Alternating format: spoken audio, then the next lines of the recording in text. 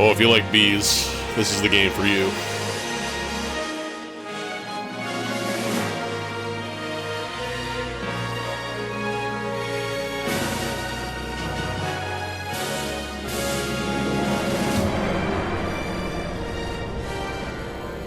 If I had a nickel for every game I can think of where you fly like a kind of a futuristic fighter and fight bees, I'd have at least 2 nickels.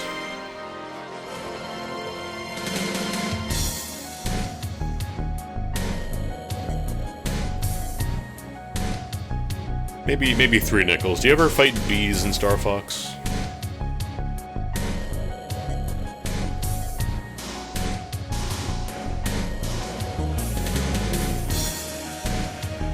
I feel like you fought...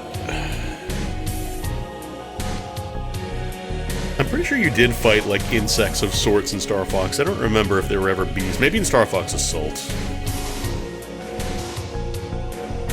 The Star Fox Assault was more like... the enemies were more insect themes, right?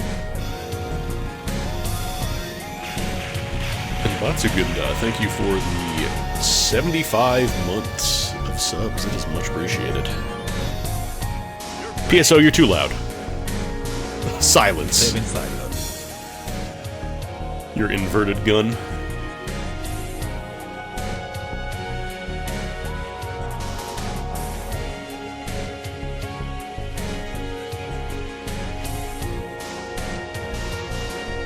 But yeah, this game is... Oh god, I think it started up in 2005 in English-speaking countries, where it was originally called Space Cowboy Online. And then that ran for a few years, and then they shut down and wiped all accounts, which is about where I stopped playing. Yeah, G Potato, that was the first publisher, I believe. I haven't played Grounded. I know my brother likes it a lot, but I haven't played any Grounded myself. But yeah, originally it was run by G Potato, which is a fantastic name. I don't know if they're still in business, but that was the first platform. And then they launched again under a different provider as... I think Air Rivals was second. This game was pretty popular on Something Awful. That's where I played it. Like, I played it with the Goon Guild. We kind of ran the game for a bit, honestly. Because this game has a presidency system where one guild basically gets to run one side of the game. Like, they can run experience bonus events. They get to decide when to attack and defend the mothership and stuff. And we basically kind of ran the game. Like, I think we were by... I think the only guild that was kind of close in size was, like, the Warrior Nation Guild. But I believe they were on the opposite side, so we were constantly fighting them. There was a term limit. I think it was, like... I think it was 3 terms. And then after that, it had to be a different guild. Like, I think you couldn't just have, you know, one guild running the game constantly. I don't remember if it was once every month or once every 2 weeks. I want to say once a month, but that might be wrong. Because, like, everybody would vote, basically, so we had enough presence on the server, I guess, that we would consistently get it. I never got to be the president, but the president got unique armor that made them basically like gave them the armor that I think like 5 or 6 characters would have. Like they basically just way harder to kill, but then you got a big bonus for killing President. In the video game, I need to stress for any fucking government bots watching this, I need to stress this is in a video game from 20 years ago. This is the terminology they used. Because you have to be careful about saying these sorts of things these days.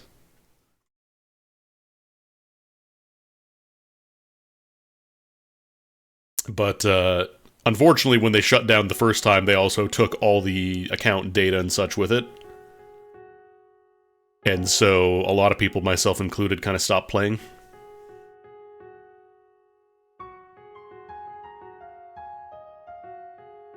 Because I didn't... It was a grindy game. It was a really fucking grindy game. This would have been 2006, 2007, around there, so... very unabashedly pay to win. Like, there were tons of things that you could buy, you know, you could buy bonus experience cards, you could do all this, you could get better items, and basically the only reason I think a lot of people kept playing was because we had a good squad going. Otherwise, the act of playing this game, like, at base experience rates is a goddamn nightmare. But I had a decent amount of free time. Because I was in college, but I wasn't, like, deep in yet, so it was still a decent amount of free time that I had to just kind of spend the rest of the day. So I'd play a lot of it. Probably too much of it.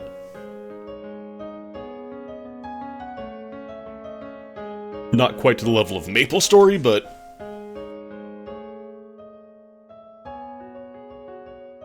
very similar grind. Orbweaver Jr. Ant Jr.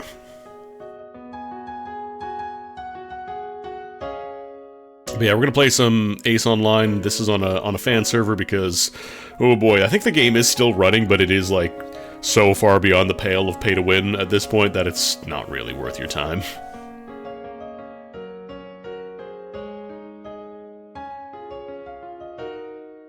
It also has the most, like, stock sound effect music OST that I've heard in a hot minute. I'm pretty sure I heard one of the themes from this game on a radio commercial at some point.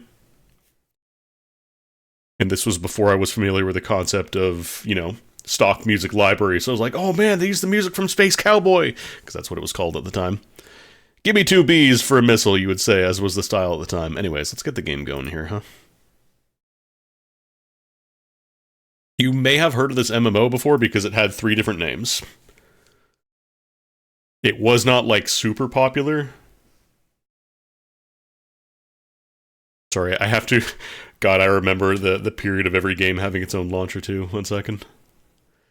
It's gotta check the files, it's gotta make sure everything's good, it's gotta launch the shitty anti-cheat that probably doesn't work.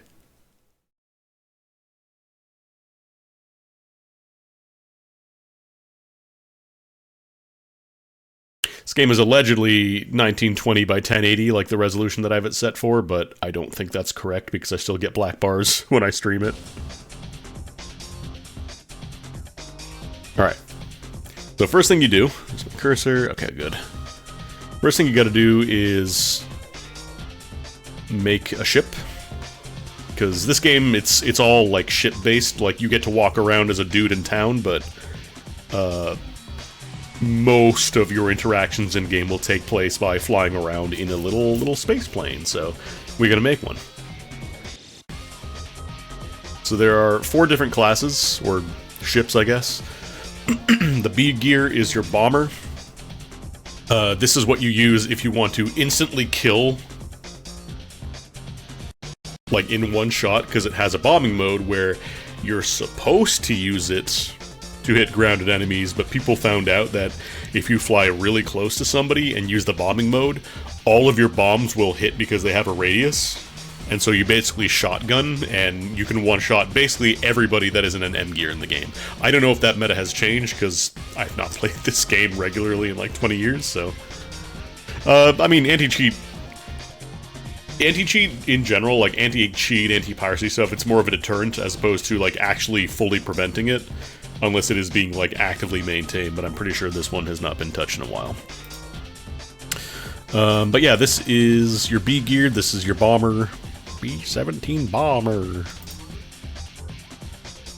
So if you want to do a lot of damage in a single hit, this is your ship. Then we got the I gear, this is your kind of go-to for air-to-air stuff. Very fast, very maneuverable, very weak, like in terms of defense. The idea is that you build for evasion and try not to get touched, because your defense is not very high, but they're very good at like chasing people down, doing a good amount of air-to-air damage.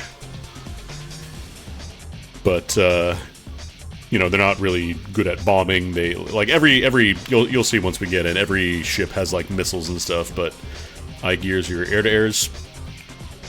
Then we got the A gear, which is your tank. Thankfully, you can still fly. You're not locked on the ground. That would really suck, especially in maps where there is no ground.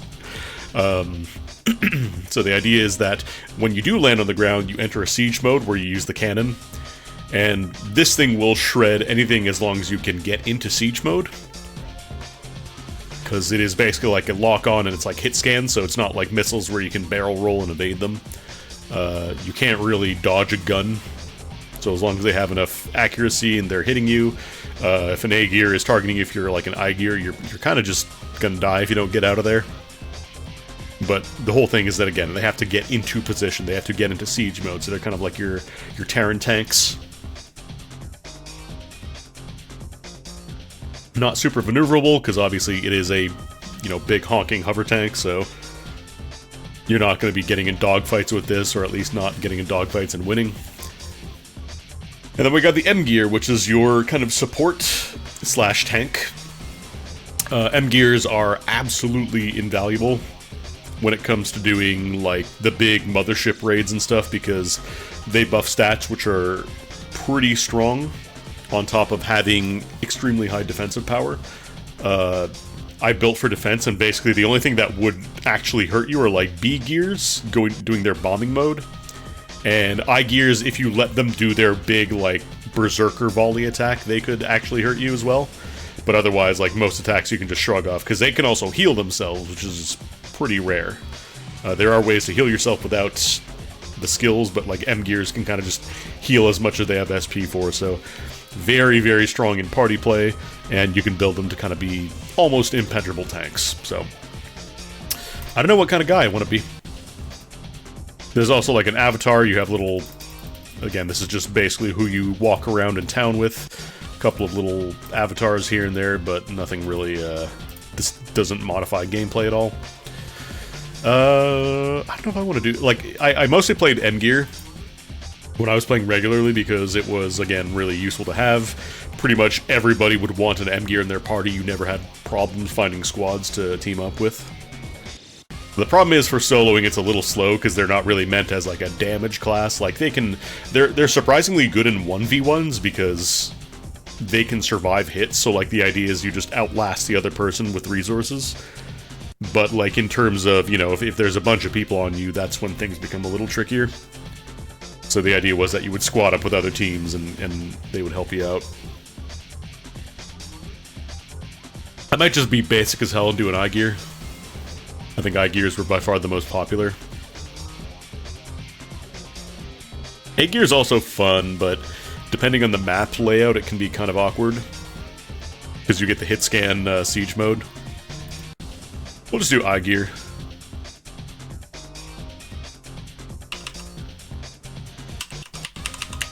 Dog gigs.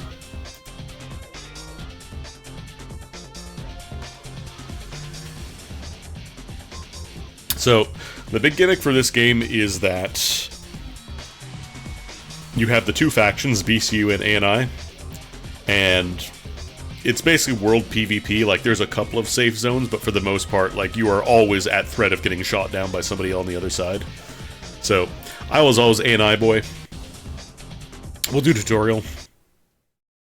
Also, this is on a fan server. This is not the actual the official servers, because again, it is so pay to win, it is so beyond the pale, like it's not worth your time. So I guess I'll show off the kind of basic controls and stuff. It's very similar to like Star Fox. Oh god, this text is tiny. There's supposed to be sound? I feel like there's supposed to be sound. Main screen. I feel like I don't hear sound, and there should probably be sound. But the idea is you can fly around with your mouse. You kind of use the cursor to angle where you're aiming. Turning left, you move the cursor. Why is the sound not playing? I might have to check once we actually get into the game, because I don't think it's supposed to be completely silent. Maybe just go to the main menu. I'll just show this off, honestly. That wasn't quit the game. I think I just quit the game. Shit. That was quit. I thought that was quit the training menu. Okay, can you close? Oh, no. Oh, no, there we go. Okay, it's definitely not... It's supposed to be playing music. One second. Oh my god, please. Sound. Why are you muted? Oh, that's loud. Sorry.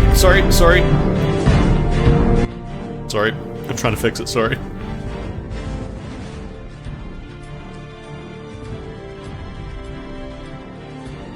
Let's see how loud these sounds are. Why was that muted? I'm gonna... Actually, I don't know if I can turn off the chat menu. Oh, they actually changed this music. It's not the same.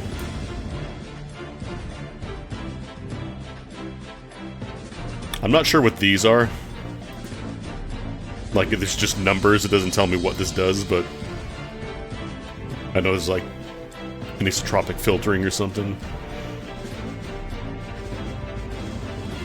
Yeah, sure.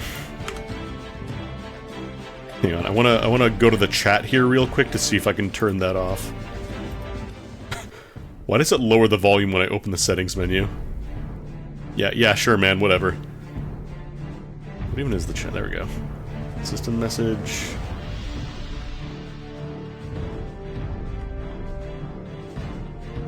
Oh, here we go. I'm just gonna turn off the chat windows, because I don't want somebody out there screaming slurs.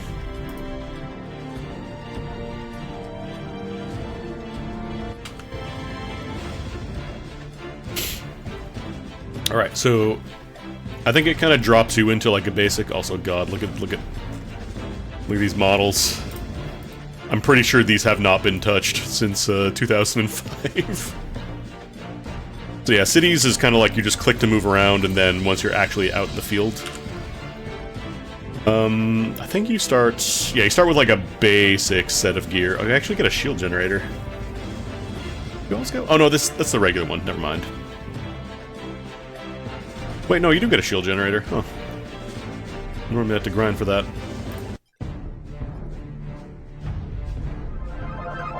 Mission accomplished. Please check your inventory for your reward. Thanks. Oh, that's just the return portal. So there's a lot of text here. I'm pretty sure this has also not been touched, so this is basically just the most bland, like, hey, there's a fight going on, we need to go fight 3 guys. Okay, good luck. You're not missing anything by doing this, by skipping this, so... Let's go on a little mission. Why is the sound not going again? Okay, hold up. Shit, how do I stop? How do I stop? Help, computer. Okay, there it is. B to stop. B. Why are sound effects not playing? Is it just that quiet? I don't know what's going on with this game, man. It's weird. Okay, that's too loud now is the problem. Hold on, one second. Okay, this music is still the same, though. I remember this song.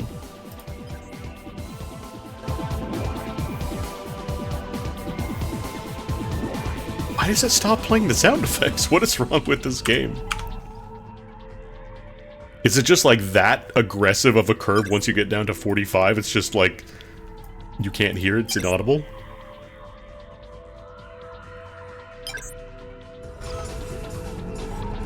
Like, I want to hear the sounds, but... Okay. Let's start with this for now. Okay, so... It's kind of like your all-range mode in Star Fox. You can do barrel rolls, which are how you avoid missiles. Right now it is a very dinky little barrel roll, because I have the dinky little starter ship. So the way this game works is that you lock onto enemies, like, you don't just shoot missiles raw, like, you know, you're not going to hit anything if you do that. So you lock on, and at that point, once you lock onto an enemy, you can start using your missiles and stuff. So, for example, I can start shooting missiles. They're not great missiles, but they will hit. Also, that was the Sega stock sound effect, that swing. So we gotta kill some dudes. We gotta kill 3 bombing exercise.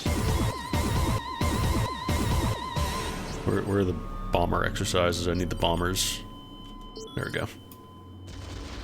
Once you get close enough, you can use your, like, machine guns, but your circle will turn red when you can do that.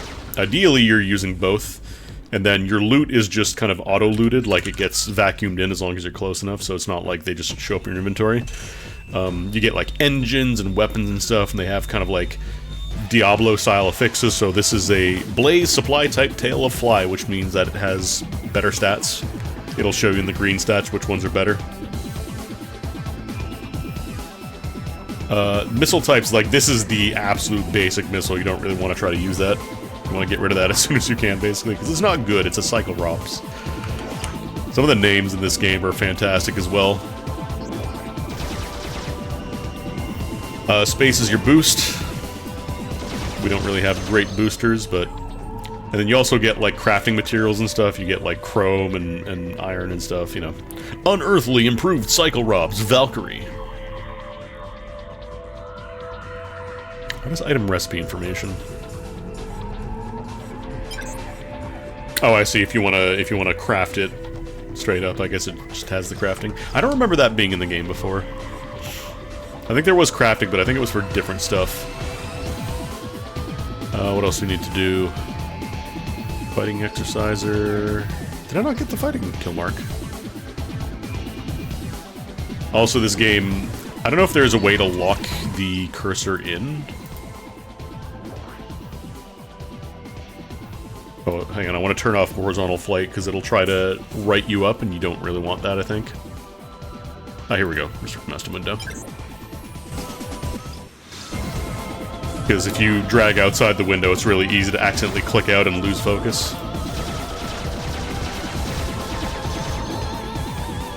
We have 10 times experience, so we're going to level up really quickly, but this game starts off relatively gentle and leveling curve, and then it fucking grinds to a halt, no pun intended.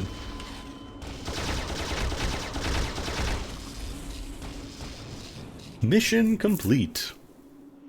I think it just sends you back to town, yeah. So, you have limited amounts of, you know, bullets you gotta resupply and stuff. Like your fuel and stuff. Fuel is basically just how long you can be on the field, so... is there a... I swear there was like a fill up everything button. It's not super expensive, this is mostly just a means to stop you from staying in the air forever, you know? Mission accomplished. Please check your inventory for your reward. What do we got here? Engine. So, these stats are pretty important because there are engines that are good at doing different things, so a lot of people... Ooh, chocolate. A lot of people would carry multiple different engines. So, for example, this one is... It is slower in terms of, like, base speed, but it's faster in maximum boost. And they have different, like, rates of turning, for example. So, like, some engines are really good at turning. So if you want to get in a dogfight and you really want to have, like, tight turns and stuff, you would switch out your engine.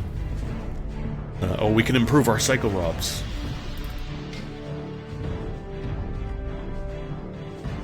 Stats are, like, attacks and stuff, shooting missiles, they are stat-based, so even if you land a hit with a missile, like, even if they don't barrel roll it or whatever, if they have enough evasion, it'll still just miss. Like, you'll see the explosion and it'll just say, miss. You missed. We can also get some better machine guns here. A lot of this stuff will end up being sold or thrown away or whatever. You're not going to use most of it. I should probably put in some stat points. What is this? Great. What is this? Great. What's chocolate do? Charges shield. Interesting. Is there a sword button? Yeah, here we go. The weight capacity is not your inventory, it is your equipped gear. Because you can't, like, if you equip too much stuff, you get overweight and you consume more fuel, which isn't really a huge deal in most cases, especially if you're playing an M gear because they get to refuel for free. I should probably level up my stats, though. So I gears, you know, they like attack.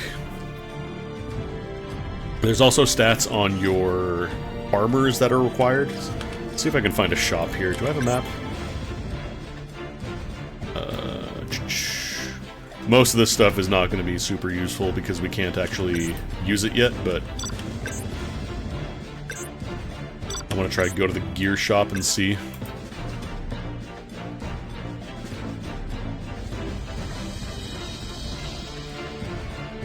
Beat 300 monsters without logging off. Because there's like you get to use cards to like affix your gear basically.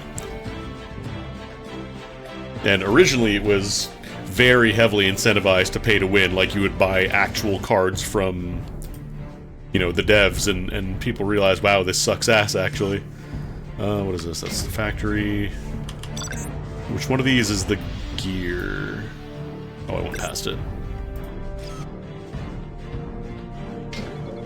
It's all the same factory? Okay, no, that's for upgrading. This is... Okay, this is the cash shop, so... I don't know if you can get the... I think donation points might just be for voting for the game, because a lot of private servers will do that. What is this? I can't touch that. Oh yeah, here's where you buy skills, so... Rather than learning skills when you level up, you get to the prerequisite level and then you buy them. So, for example, you can buy, like... Actually, do you need cards anymore? Okay, you do need an elite skill card. So, like, you buy your buffs once you get to specific levels. So, in this case... can we actually buy these?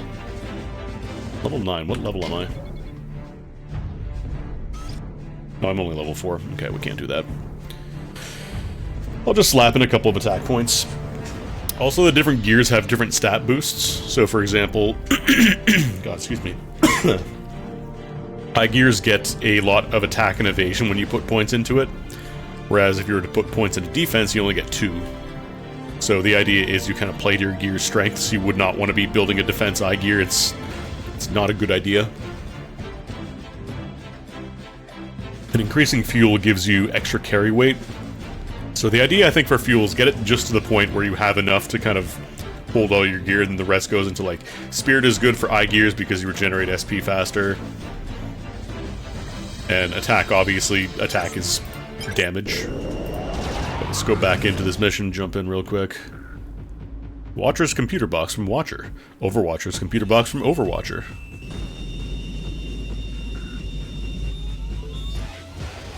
There's also tech to boosting in this game. Like, I remember, you wouldn't just hold down the afterburner.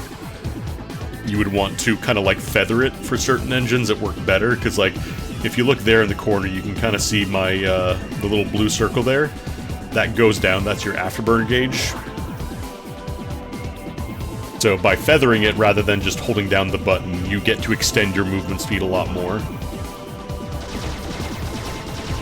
But the first engine is pretty forgiving, so you don't have to worry too much about it. Enemies are not really going to fight back too much right now, because we're still in baby mode.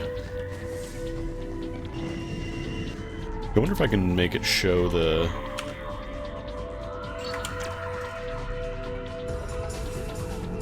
Is it local chat? Where does the item drop show? Is it system message? Ah, there we go. Can I make this bigger? There we go. Just so it's not getting overlapped with this window here.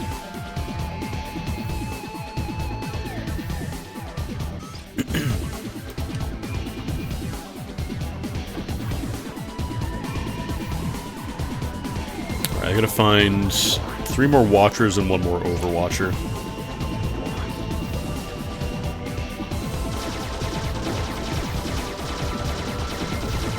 Miss, miss, miss, miss, miss.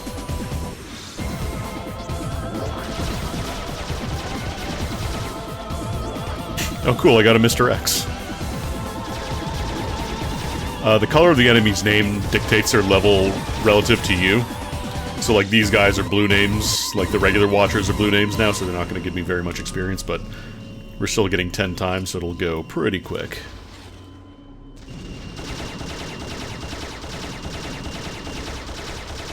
Missiles also have a lifetime, they're not going to travel forever. I'm getting a lot of, like, engines and stuff, jeez.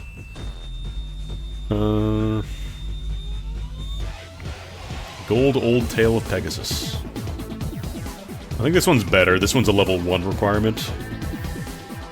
This game does not have, like, smart loot, by the way, so you can't just, you're not just gonna find stuff for yourself. It's gonna be a lot of gear that you can't use. What is this? Level 4 requirement. Oh, there's like stat boosting computers as well, so this one gives me 6 attack and 1 spirit. Heavy! I gotta put stats into fuel.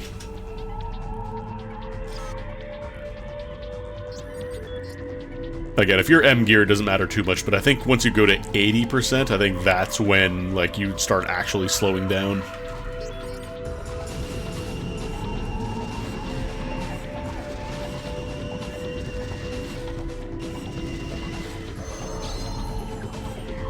Alright, 1 more regular Watcher. Actually, we got enough Overwatchers. The quest design in this game is very go collect 10 bee asses.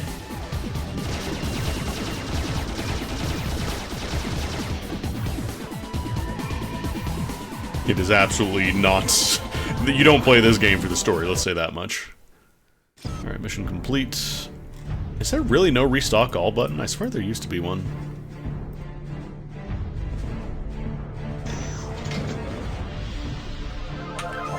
Mission accomplished. Please check your inventory for your reward. It's like a TikTok voice. Light Valley Star. So, the type of missile is really important. Yeah, you can have multiple ships, and I believe your storage is shared. So, like, the idea is that if you want to play a bunch of different ones, you know, you just make multiple ships. The type of missile is really important because different missiles are good at different things. So, for example, this one is... It's got a range of 2,500 meters. Actually, that one does too, shut up. Valid angle is really important because that determines how easily it is to lock on to enemies. So if a missile type has a low valid angle, you have to be like really, really tight at pointing your cursor. Whereas if it has a generous valid angle, you can hit them pretty easily. Alright, I gotta sell some of this crap though. Oh, I can't sell at the cash shop. Where is it just like a regular ass gear shop? Is this a gear shop in the middle? It's not really free space, like it does have... Oh, here's a warehouse.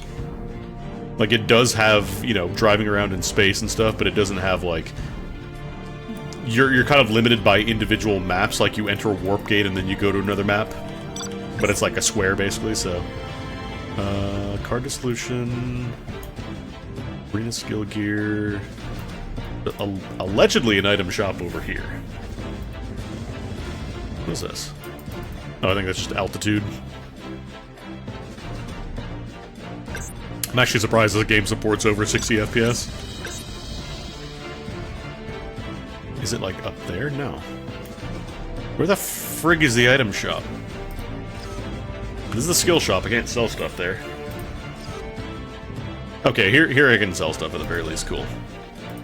Is there, like, shift click? Oh, jeez, do I have to do this every time?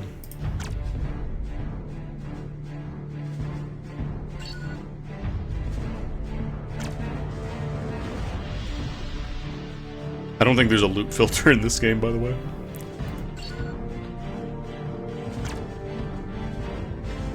Like, you wouldn't normally be getting this many drops. I think they just give you extra drops, like the drop rate is slightly higher. Because this game was grindy as shit! I'm gonna sell the stuff for A gears because we can't use them. Gun launcher, that's for A gear. One of those. Could get a Lancer. It's got extra accuracy, I might go for that.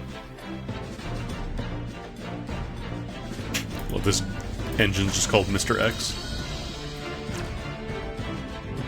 So your binders are kind of your, like your armor frame, basically. Can I not scroll this? Not allowed to scroll that?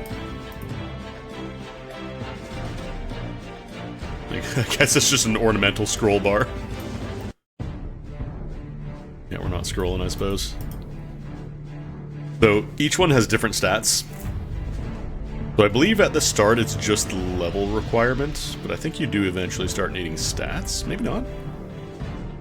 Maybe you don't actually need stats. I thought you did.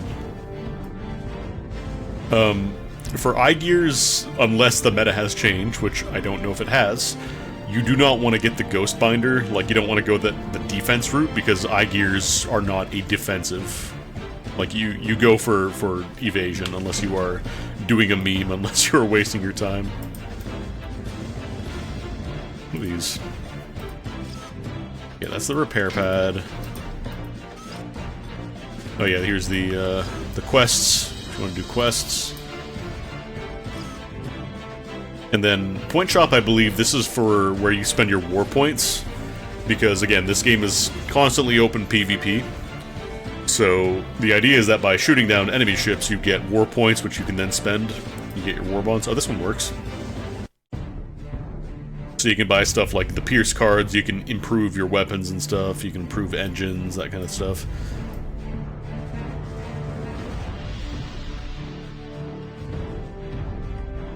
Auto kits. Huh. Interesting. Yeah, I remember these guys, because skill cards would drop from enemies, but they were so tremendously rare that, like, finding them was a really big deal. Like, you would plan them with your guild if somebody found one. Because, like, they were so rare. Like, they went to people who were playing the game extremely regularly, otherwise it was just, like, it was seen as extremely rude if you just bought, like, the final skill cards, or you used one, and didn't actually, like, use it with your guild, like, if you didn't confer with them. Because they were legitimately, like, kind of game-breaking, at least when they first were introduced. I don't know if that's still the case. Probably not anymore. I'm also not sure how this, like, upgrading and stuff does, because I haven't touched it in a while. Anyways, where's my missions?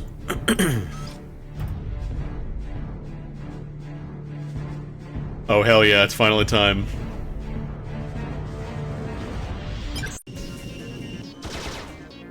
Alright, chat, you want to know why I keep talking about space bees?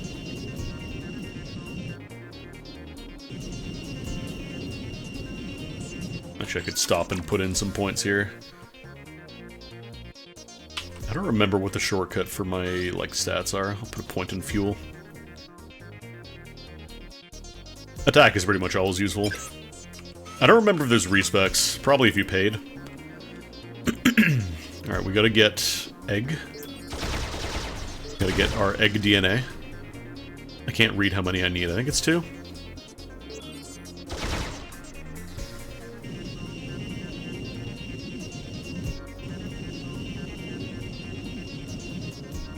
Engines are also really important because certain engines, for example, eye gears in general, can outrun missiles completely just by afterburning. So, like, if you have a specific missile type and you're fighting an eye gear, unless they are running into your missiles, they can just outrun you. I think that just says 2. Yeah, I'm pretty sure that's just 2 egg. So we have the 2 DNA. Oh, so running into walls and stuff, it hurts you, but it doesn't, like, instantly kill you or whatever. Do you not fight bees in this mission? Oh, that's boring. I want to fight bees.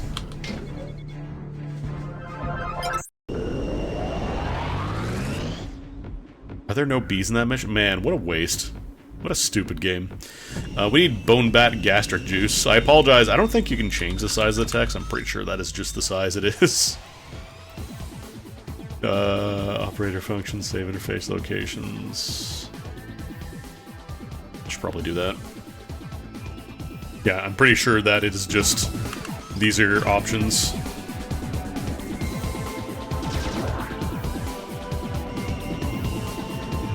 Again, MMO from 2005, so...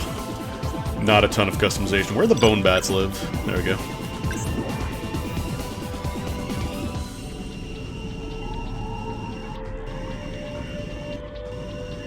Running into walls does hurt you a lot, because I think it's percentage based, so at higher levels especially, like, you can really fuck up your plane by just slamming the walls. There's a bone bat! Right now, enemies don't have missiles, but eventually you'll get very used to hearing the missile warning noise, the lock-on. I'm honestly surprised this game let me... Like, it let me use a resolution of 1920 by 1080. Or 1024 by 20, whatever it was. Yeah, I probably need to get rid of stuff. There's too much crap in my inventory.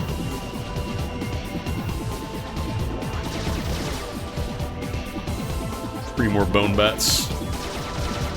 Right now we're in the tutorial zone, so we're not going to get, you know, a level 200 guy running in here and destroying me, but eventually it kind of forces you into open PvP zones.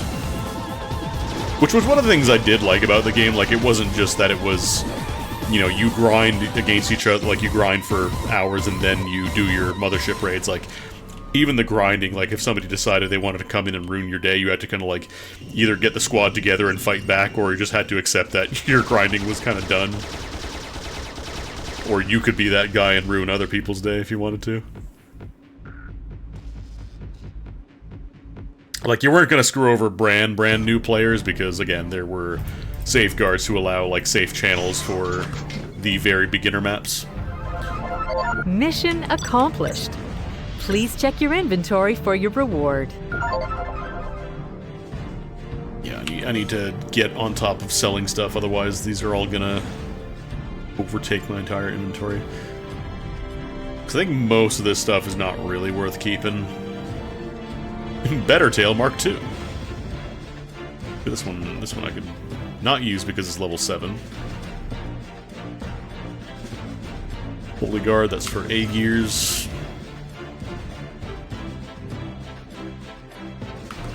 Getting close. I want to press buttons to see if I can find... Okay, that's like the general map of the entire game, so like this is how you progress between areas, which wasn't in the game when I first played. So, we're currently in Arlington City. No relation to, like, actual Arlington. And then you go up the beach, and then you get to the valley, and that's where it kind of splits into a couple different places. So this is where the high-level bees live. You don't want to go here. And I guess they added new zones as well, because these, I definitely did not have access to these. Then you go to the Ardor Desert, over to Violence Blizzard if you want to. And then the plains, the relic site, and then here, they eventually added in a split to the rock nest, like there's birds. So there's like an area, and then, oh boy, the dens. These were basically straight lines, just like surrounded by domes, so like, if there was a big war, because oftentimes there would be like big offensive operations taking place, these were kind of the choke points, the dens, because they were just straight lines. So if you had a bunch of A gears parked in a line, like, you couldn't really get past that. And then Bark City was kind of like the halfway point between the two factions, so like that's kind of where a lot of fighting went down. Because it's a good area to level up, but you also had to deal with, you know, being right in the middle. Then they added all these, so there's like side areas and stuff. And then a lot of stuff that I haven't even touched yet, like I have no idea what Coronado is. Robenia City. I remember G-Arc, I don't remember J-Arc. Or yeah, G-Arc is over here. This was in the game when I played.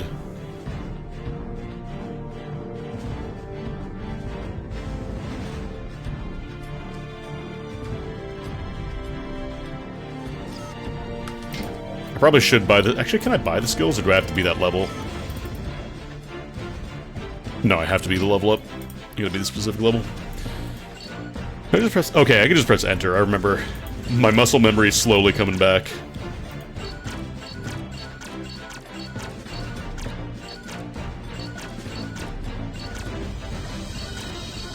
Yeah, you know what? I'm just gonna sell.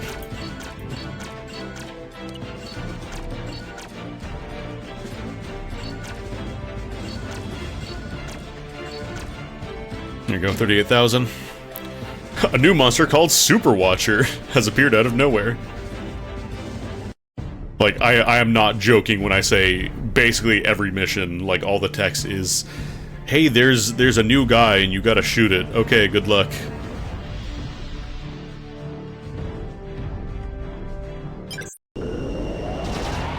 Thankfully, it does teleport you. There's actually a strategy a lot of people would use where you would get one of these, like, mission maps, which were specially instanced areas.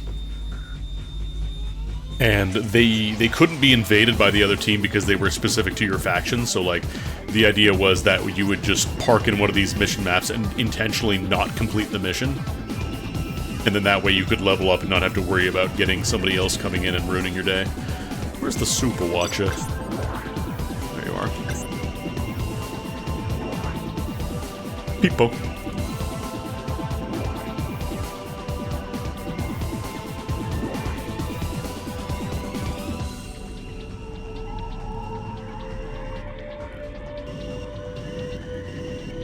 Kind of feather, but I don't think it's going to make much of a difference this early on. There's a Super Watcher.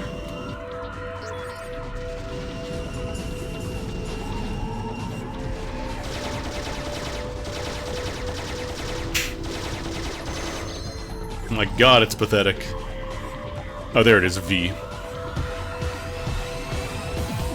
So yeah, as soon as you finish a mission, you get kicked out of the map, so the idea was you just would not finish it.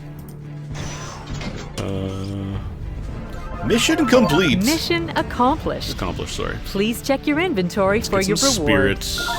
Probably start putting points in evasion, too. That'll be useful.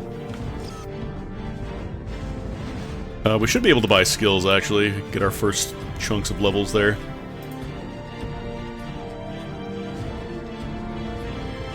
Since this is a very stat-based game, you want to keep up to date on your skills.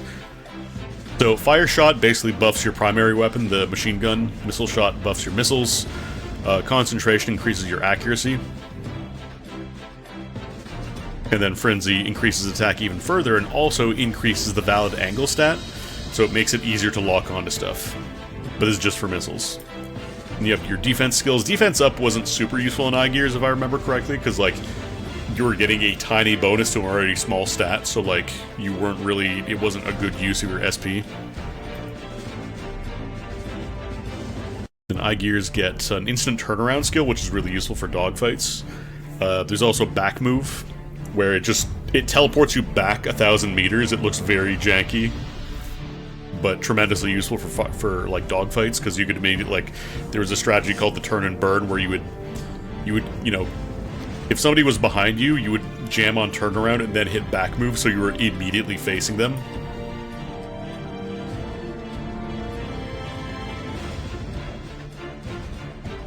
For 15 seconds, opponent gear cannot know of approaching missiles, so this just turns off the lock-on warning.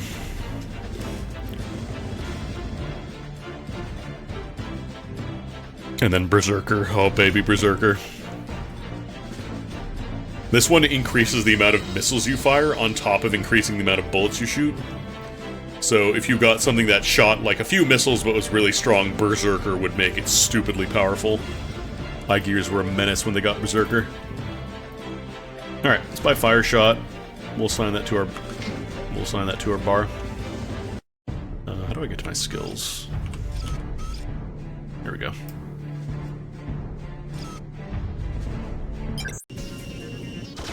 Do I get to fight bees? Can I fight bees yet, please?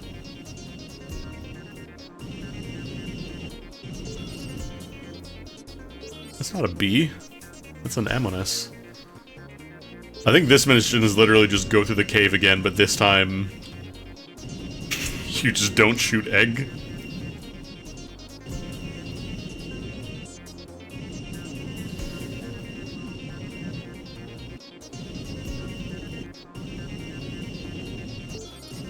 There we go, there's a bee. Bees, bees, bees. It's actually more closer to hornets, but everybody just called them space bees. And yeah, there's an entire tier of, like, there's an entire bee society. And there's like a raid bee boss that's like the king of the Hornians, the bees. I love this game. Like, it's so bad, but I love it. So when you see these little red triangles, that means that something is targeting you. It doesn't mean they have a lock-on, but it means that they are targeting you, and this also shows up for enemy players as well. Wow, that was the entire mission, huh? Great. Fantastic. I'm just jumping right to the next mission. We're not even reading. So these scout guards are kind of the anti-griefing mechanic. Because to prevent people from just, you know, going solo, preventing a level 100 guy from going solo in, these guys are decently strong and take a while to kill. So they were a kind of a real problem if you wanted to go in solo, but if you had a squad, like, they were deterrents. They were not there to stop you completely. So let's fight some Titan moths. Let's fight some Hornians. We gotta fight some natings. Oh, this is also our first on-field pad, because you don't have to go all the way back to town every single time. So when you go to one of these pads, I believe you press C? Yeah, there we go. And landing is free, you don't have to worry, you just press C above a landing pad and then you land. I don't really need to, but...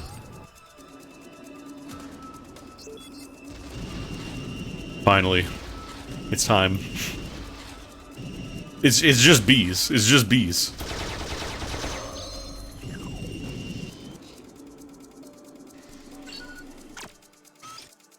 Oh yeah, I should probably be using my skills at some point. Basic. What is it, 50? Okay, so this one... This is a slow engine. So you might be like, why would I ever use a slow engine? The answer is, if I can see the stats here. Why would you use this? Oh, engines have stat requirements. 5170. I think these were better for grinding because for certain enemies it was really easy to overtake them. Look at a radar. Radars change your lock-on radius, so this one 750 meters and 1280 meters for standard and advanced weapons. This one's only 650 and 1100.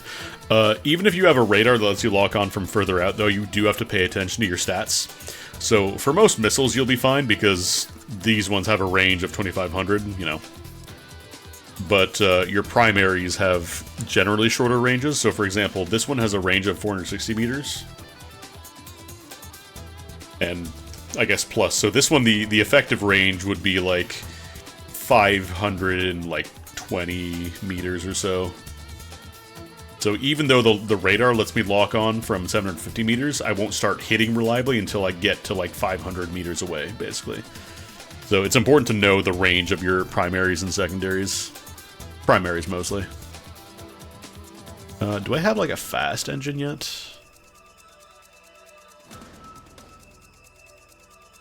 Actually, what am I doing? I'm going to sort. 128 to 164. This one is 130 to 160. It's not that much faster. M gears are fun. I think A gears can also, like, they just drive on the ground, so they don't have to worry about speed, but M gears have engines that go to 0 speed, so you can completely stop, which is, again, surprisingly useful in dogfights. Because everybody else has no choice but to move forward, whereas M gears can just completely stop.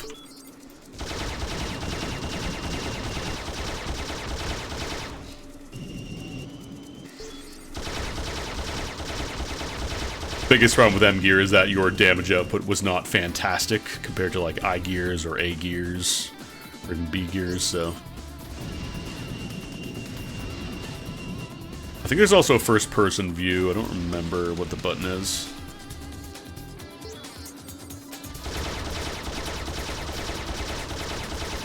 Yeah, like notice how many shots I'm missing until I get closer. So even though I could start shooting, like, it would allow me to start trying to hit from 600 meters out, I'm not going to until I hit, like, 500 meters or so. As long as you see the green diamond, or the orange diamond, I'm colorblind apparently. As long as you see that, you can start shooting missiles, and generally you're going to be okay. As long as they're not, like, really slow missiles. And then anything that shoots a missile, you'll hear, like, the beep, beep, beep, beep. So the idea is you pay attention to behind you, and then you barrel roll if need be. Because that makes it, like, that will avoid a missile. What else do I have to fight? Titan Moth. I need to fight 2 Titan Moths. Where do Titan Moths live? A lot of the strategy in this game is also kind of like identifying silhouettes from distance. There we go. Because you don't just want to start blasting at anything, especially if it's like a red enemy. Sometimes there are bosses just roaming around. Aw, man.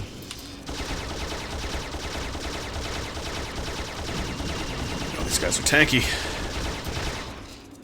Some enemies are like really, really dangerous too because they will aggro as soon as you get close.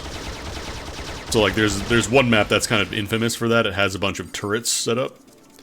And as soon as, like, there will be circles of turrets, so if you just try and fly through there and you don't have a good engine, you have to dodge like 8 different missiles coming at you. It kind of sucks. I need to fight one more nading. And you have to release the lock-on by pressing shift. Horny Blazer.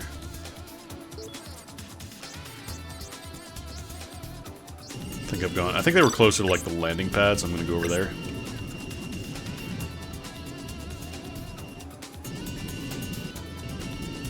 I'm glad that most of the music has not been touched. Like, this is the exact same music that I remember from the original game. You've got kind of a red name.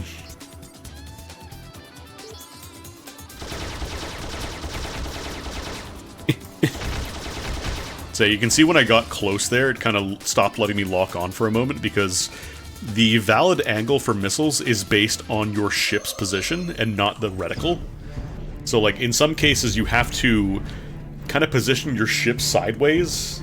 It's tricky to explain, but, like, you need to think about the actual position of your ship and not just your reticle, if that makes sense. Mission accomplished. Mission accomplished. Sniper fat bird of sniper. Please check your inventory for your reward. So, snipers have... Why does that one have a yellow name? Is that like a special weapon? Oh, I wonder if that's like a mission reward or something.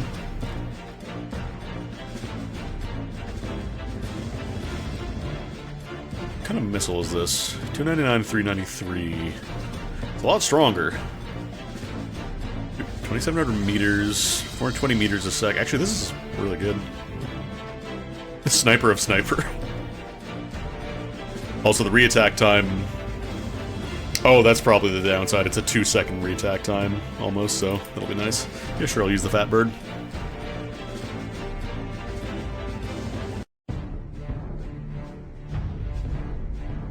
Each affix, like the all-powerful... I think it's one of the higher tier affixes, actually. Each affix has its own meaning for, like, what stats it boosts.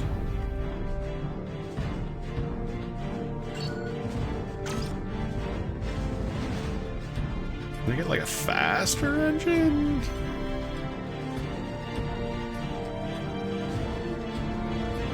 I think anything with a yellow name is either, like, a quest reward or a unique item. Where have you been? I've been looking for you all day long. I need you at Thailand Jungle right now. I was at Thailand Jungle. Can I use this binder yet? Probably not. I don't think I'm level, not really level 12. There are breakpoints for your SP stat. So, like, this yellow bar here, it's a little hard to tell, but that's 80. I believe the breakpoint is every 500 SP points is when you get extra regen. So most people would try to build around having either 500, 1000, or possibly 1500 regen for SP. Especially if we're playing something like M-Gear, because you could buy SP recovery kits, but they're tremendously expensive.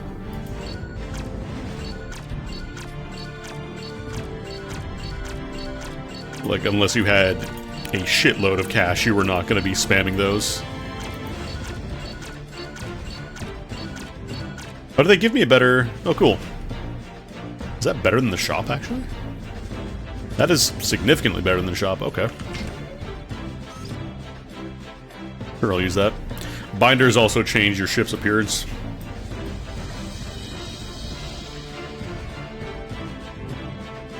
Yeah, I think they might be giving me, like, gear for leveling.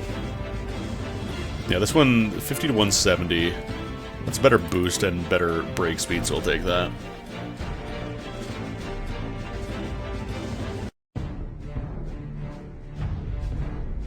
One gives me all stats, which isn't... Like, the shield is nice, and the spirit is nice, and the evasion is nice, but... Again, eye gears mostly rely on evasion. I think I'd rather just have the +6 attack if I'm being real here. One day membership. I wonder how many of these are just like taking on stuff that you'd have to pay like exorbitant amounts of money for, you know?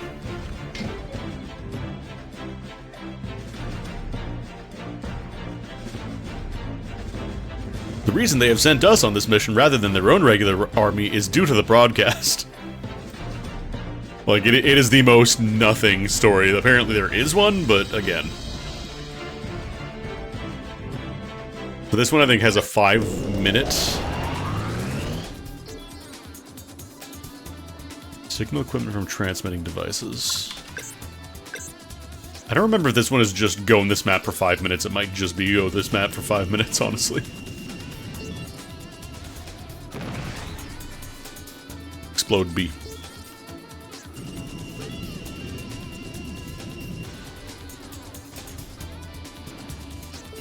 Yeah, that is a pretty big jump in damage. Because these guys were red named before, so they probably would be taking a lot of hits, but now they're just blowing up in one shot.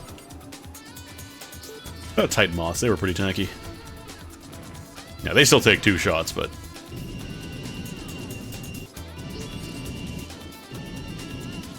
It doesn't actually lead anywhere. This mission literally just... Surely it's not just wait 5 minutes, is it? It could be. Oh, bring down as many transmitting devices as possible, bring back, okay.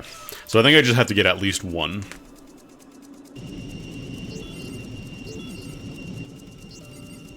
Problem is... Oh, there's one. They are also flying around like everything else. There we go. So I think there were some missions that had, like, you got bonus experience for how many kills you got. So, like, people would save their leveling for, like, their last chunks of annoying levels for when they want to do that, because I need to stress how bad the fucking grind was in this game.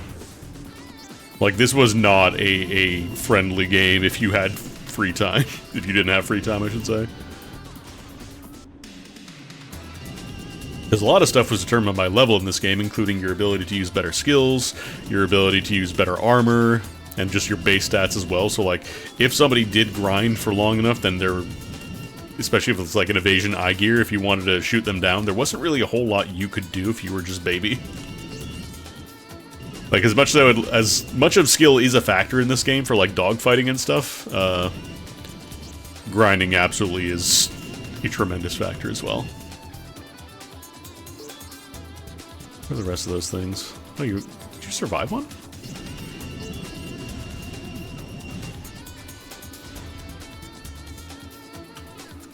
Boop.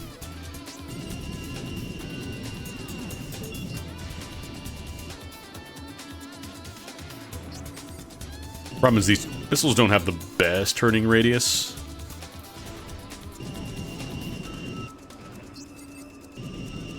I think the targets do at least have, like, the big trail, like the blue trail, so that's basically all I gotta look for. Fire a couple volleys and we'll get them. How much more time? 1 minute 42 seconds. I'm looking at the chat history here. I just saw successfully enchanted damage Bawu spool. I fucking love Bawus, dude. I love Bawus so much. Bawus are bombers, like they're good for bombing if I remember correctly. Like, you could use them as missiles, but they really fucking suck. The idea is that they have like tremendously slow travel time. Like they go super slow, so like literally anybody could outrun them. But B gears, when they use their bombing mode, they don't care about missile speeds. They just use their missiles as a template to use the bomb skill. So Bawus have extremely high base damage, which means that you use them on your bomber mode and use them as a shotgun, and whatever you point them at just fucking explodes. So, Bawus. That's your history lesson. Oh, come on, don't turn. Don't do that. You know my missiles can't turn like that. It's not nice. Also, God, there was a lot of guild drama back in the day with this game. Because this was back in, like, the days of... I think we were on... were we on I think we were on Ventrilo, maybe, very briefly on Mumble. But, like, you had to, you know, vet anybody joining the guild because it was on something awful, so we didn't want people infiltrating to spy on stuff and fuck up plans, because it could legitimately be a problem if, like, people found out, oh, we're planning a mothership raid, and, you're able to get a defense force going. Because you were heavily incentivized to not let the other team destroy the mother... Like, it wasn't a permanent game over or anything like that, but you got significant bonuses for successfully attacking the enemy mothership or defending your own. Mission accomplished. Please check your inventory for your reward. Okay. I'm trying to see if I am getting any, like, yellow primary weapons. I don't think I am. Anyways, this one is Rebel Fighter Kill Mark from I-Gear Early Type. We gotta find... There you are. I'm pretty sure nothing really shoots missiles at you for a couple of maps. It's like, even though we are fighting an I-Gear, quote-unquote, it is like a very stupid version of an I-Gear. It is not going to offer any meaningful challenge unless you have literally never played it before.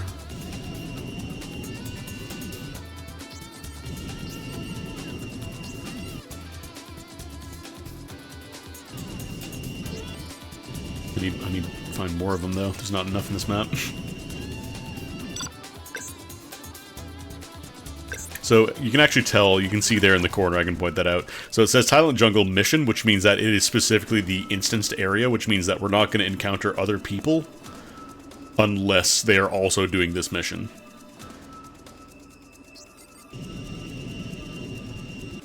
What is this buff? Oh, experience from... Okay, so you get extra experience for the first few hours. Makes sense. Where are the eye gears? There's one. Miss, miss, miss, miss. Another one. Nope. There was one.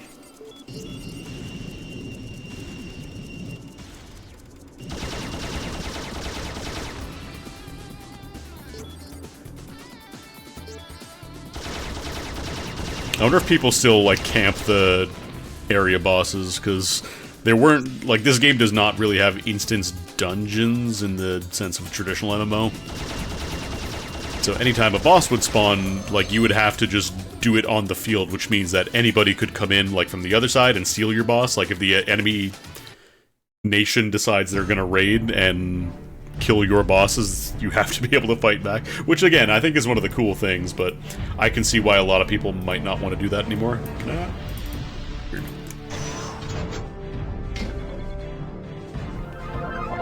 Mission accomplished. Please check your inventory for your reward. Mission accomplished. Attack, shield, and fuel. This one's not bad. I still think this is better. We can go, man!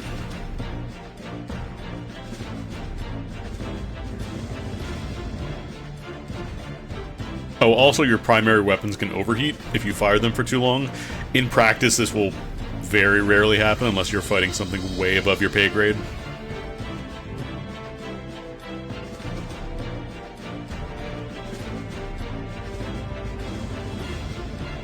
I'll use these Lancers, actually.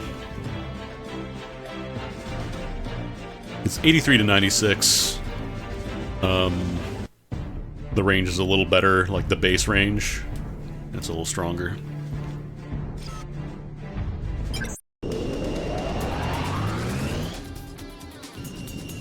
Alright, we gotta fight Hornians and more Hornians and even more Hornians.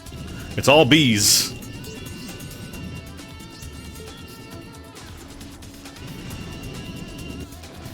It's all space bees. It's always been space bees.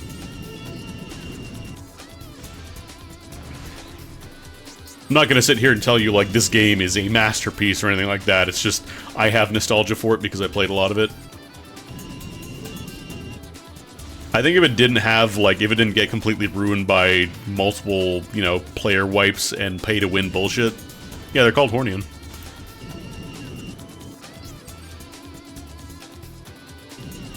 That's just what they're called.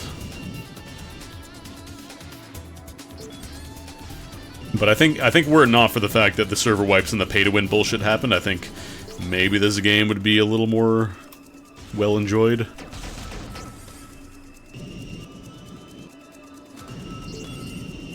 Wait, I don't have to fight you.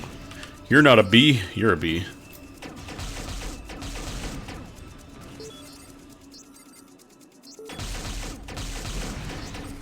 People would be swapping stories of fighting space bees, trying to grind space bees, and then somebody comes in to raid.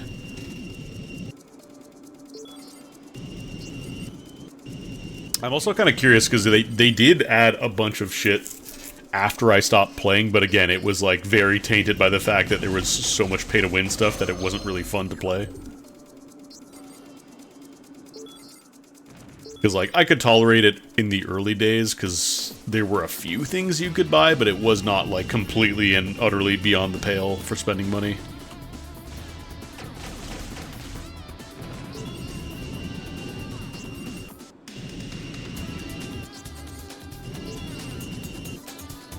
Alright, what else do I have to get here? I need 4 more Guardians. 1 more Blazer.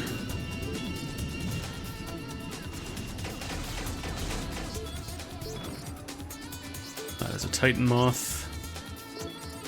Oh, we need 10 Hornian, regular style. Sure, why not?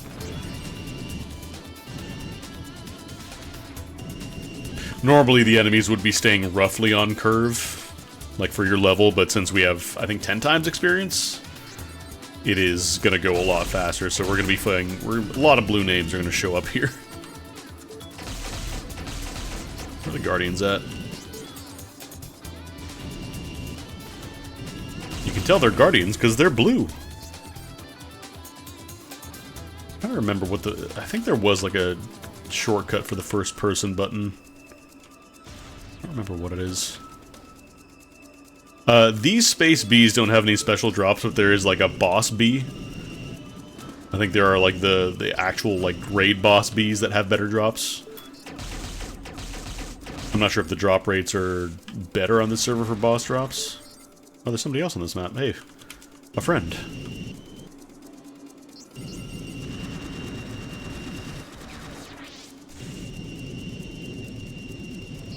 Where are the Guardians at? There you are.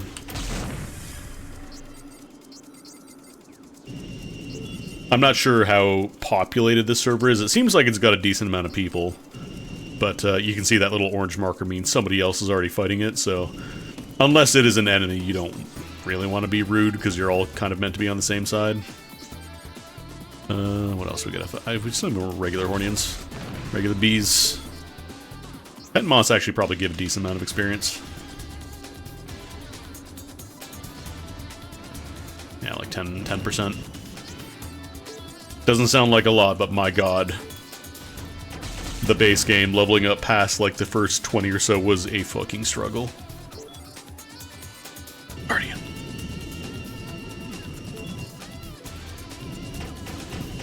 I was very tempted to pick an M gear, but I decided, you know what, I'm just gonna do I gear, because I'm gonna be honest, there's not a huge chance of my pals jumping on this game. This one's for me, this is for Andy. Oh wait, that's a nading, not a Hornian. As much as I would love to see Resurgence get the squad in, like, I fully know that this is a very Andy experience, and maybe a couple of other people have heard of it or touched it like once or twice, but never got into it like I did. All right, one more Guardian and we're good on this mission. What was that? I saw something with like a white name. It wasn't a Titan Moth. Oh, there it is, Guardian.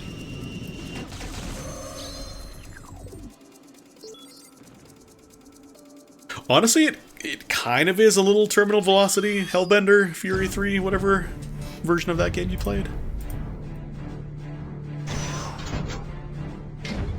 Alright, let's go buy some skills. Mission accomplished. Please check your inventory for your reward. Hashtag storytime. Actually, I think the blue ion radars might be better. 750, 1280...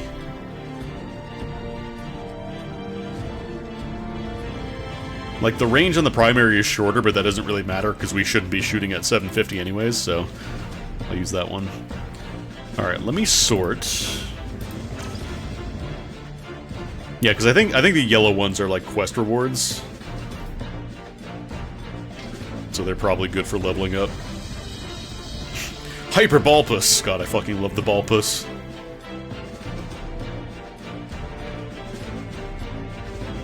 Mega Arms Balpus of Squard. It also has enough of that, like, weird Korean early MMO jank, where it's just like, you know, what the fuck is a Mega Arms Balpus of Squard? And people will just be like, oh yeah, Mega Arms, of course. Spider Pigeon of Hair. No, I crashed! Exception arised. Oh shit. Why did it crash?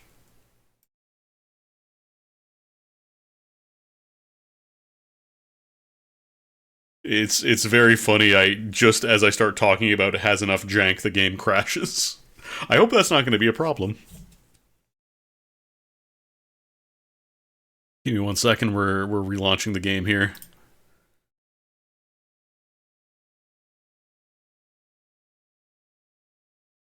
What a beautiful Balpus.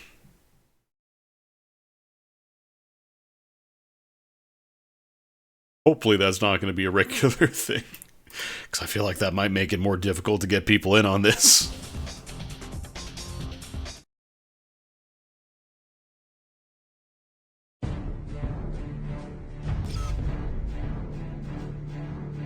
Hyper Booster. Wait, what is this?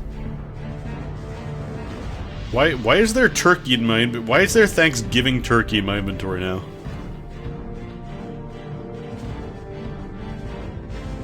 Trade prohibited, trash prohibited, warehouse prohibited.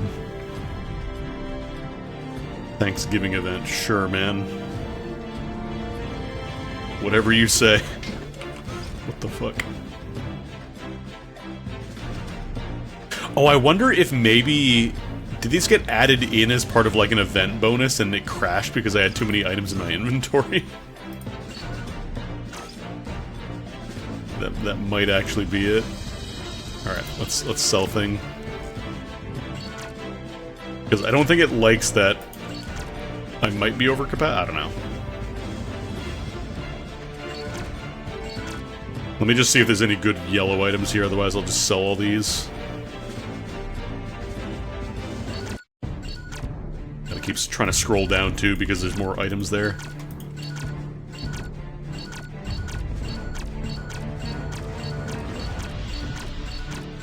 There we go. As I mentioned, game from 2005. It's got jank. It's got jank that absolutely is not the fault of the private server that I'm playing on. It is just kind of jank. Okay, are there any good engines? I think the one I have right now is fine, honestly. But I do want to clear out some space here. Who out here is sending me Yerky? I'm just getting Yerky. And a cube. E-type data cube. There's an unknown entity within the data cube. Attack 5. Actually, this one's not bad for high gears. Attack, shield, fuel. That's kind of just a spread. You don't want that. Sell these old radars. But you can hear the music just loop as well. Definitely don't want that. We're not going defense eye gear. That's a meme. If it turns out that defense eye gear is actually like a legitimate build now, I'm gonna be so upset.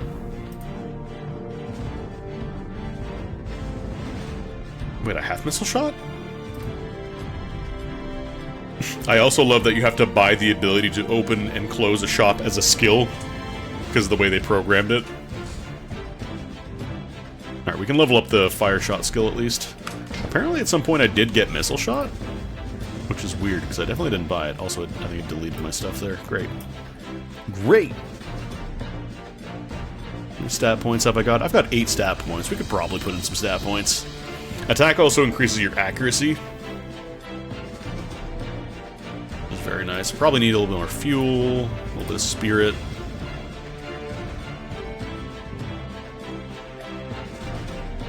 More attack.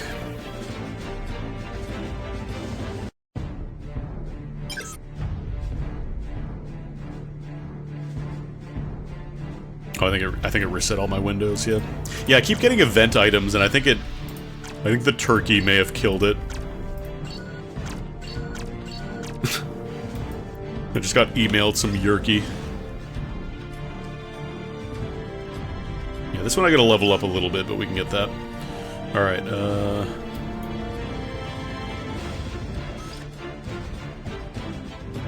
any side stories yet? No. Because I think War of Pandia, these are like... This was the story added after the main game stuff. All these, so I haven't actually touched those. I've never seen what those are like. And then this is the one where you finally choose, you know, which team do you want to play for. Is the official Decayan government and home of the second Oh, this is new. capital. Its powerful government wishes for unity, but its history with corruption has made more enemies than allies. Arlington is a confederation consisting of Decayan and Vitalis races. Its origins are with the Bijanyu, but it has recently broken away from the Decayan superpower. I love this speech that is arbitrarily way more quiet. Idealistic and passionate for change, are disgusted by the methods used by the rebels. The rebels, on the other hand, will do anything to achieve their goal. Like many before you, some stayed with Friska, while others have changed their allegiance. Can you pull the trigger on a former comrade? Yes. Can you decide to abandon everything and become an enemy to your home? Yes. This is your moment of truth. Will you continue to follow the path that your ancestors have followed, or join Arlington and follow your own ideals? Again, like, so much of this stuff is just generic background text that you will never ever have to read.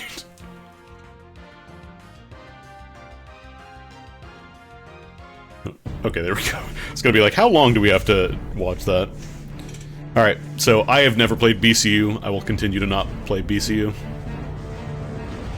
Because this I believe, is not permanent anymore. But I think switching nations is... I think it's possible, but I think it requires, like, expensive items on this server. I don't know if that's a thing in the main game as well.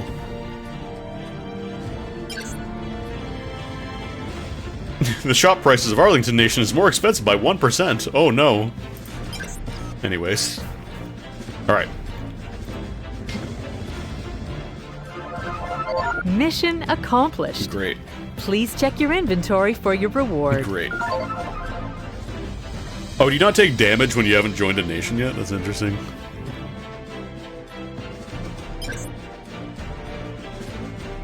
Yeah, you have a new head that talks and tells you, go fight 5 things.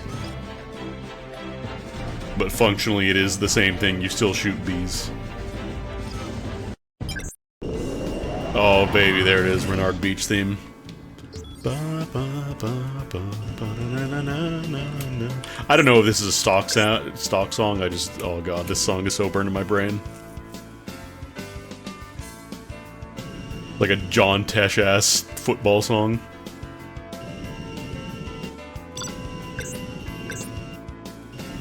Oh yeah, for somebody who was asking earlier, hey, they really call them Hornians? They sure do. We're gonna fight some Craptors today, too. We need a large shell from large. It's not like a big shell. The monster is called a large. Number 9 large, a Craptor. Why is there a computer just floating out here?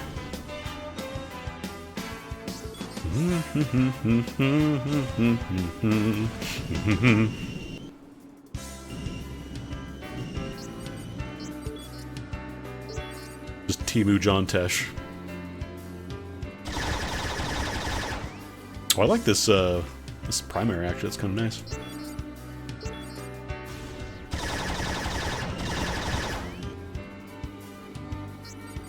Fires a lot faster. It's not quite as strong per shot, I think, but the fire rate makes up for that. Also, I think we have the option to jump into the World PvP channels now.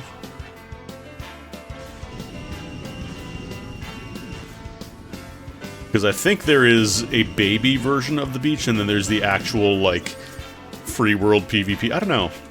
Maybe I'm in it right now. Generally, it's pretty rare for just people to go all the way deep and start farming newbies on your own, because it's kind of difficult. Although, again, I don't know if it's easier in this version of the game, maybe. Oh wait, that says Crabter now. Has it always meant to be Crabter? Have I finally learned lore? Like, it says Craptor. It's always been Craptor, but, like, I wonder if it's always meant to be Crabter? I don't know. Let's go find some larges. Where are the larges? Number 9. Remember, they fly over the sea? Yeah, there you are. It's just called large. And then Totino. Not to be confused with the pizza rolls. This game has good names for enemies. My favorite is I think for the longest time there was this, like, battleship called the Shrine. But it was spelled Shirn. Like, it was spelled wrong, and they didn't fix that for the longest time. Very early Maple Story when the Balrog was still called Barlog.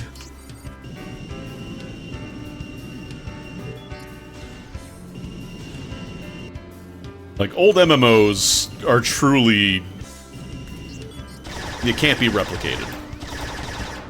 Because they have just enough weird jank that would never make it past any kind of, like, modern-day QA.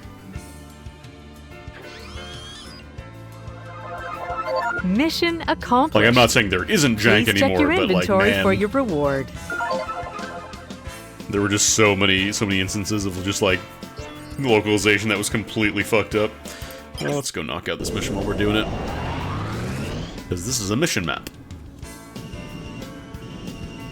This one is basically like you're fighting computer versions of all the gears. Gear. So that's a B gear. Oh no, Chad, I'm pulling the trigger on my former comrades. Oh no. That was Rebel Bomber. That was Rebel Fighter.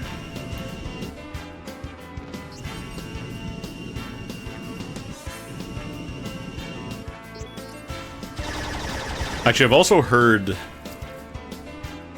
I think it was one of the city themes. It might have been the old city theme. I think they did change it at some point, but I heard it in a YouTube video. So I'm pretty sure they also pulled that from Music Library.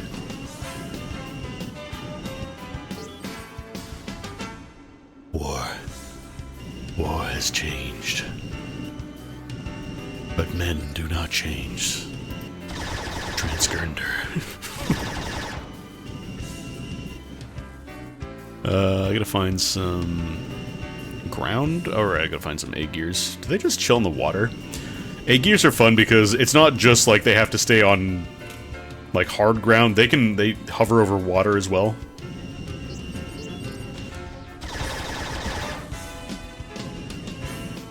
Alright, I need to fight more bombers. We're good on fighters. Hey, I guess I could be buffing now, too.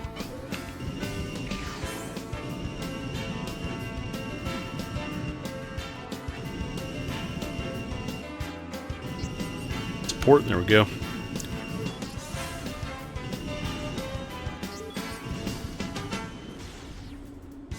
Doesn't seem like I'm doing a whole lot more damage, but it makes a big difference when you do the PvP stuff.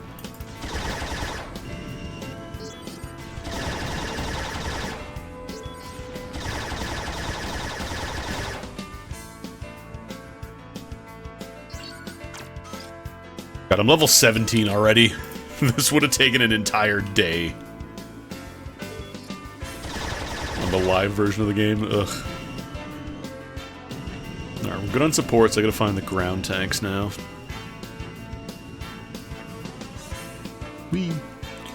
We have no need of barrel rolling yet, but pretty soon. I think the next map actually is when they start doing the missile lock-on.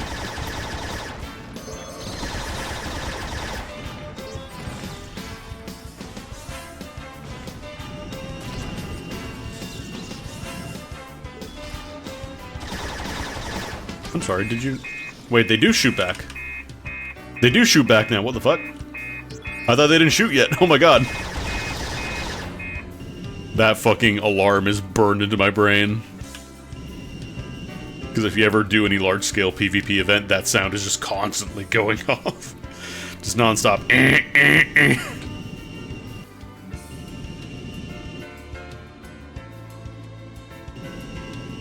Alright, I need one more ground.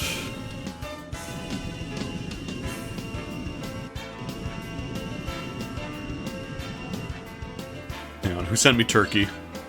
Bank chip. What is a bank chip? Why do I have a bank chip? Well, actually, they gave me a better armor. That one has better stats and also gives me evasion. Mean anything else? Chili Gin of Shinko.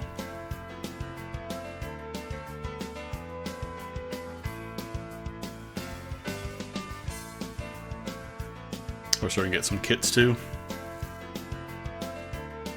Oh, right. Bank chips, I think, would very rarely drop from enemies.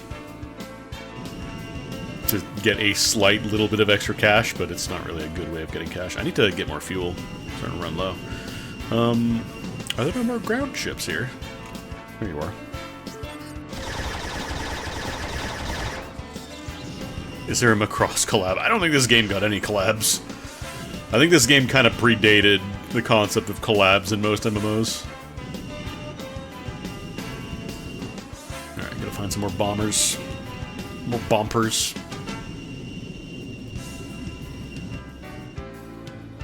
Is that a bomber? No. Oh, that's just the turrets. Because I believe the shops also have turrets on the side to prevent people from just camping. Again, bye. To stop people from just camping people, like, buying fuel and stuff. It's still possible, but it's very difficult. You would take a lot of damage, so you need to spend a lot of money on kits or have a very, very on-the-ball M gear with you. Where'd that bomber go? There you are.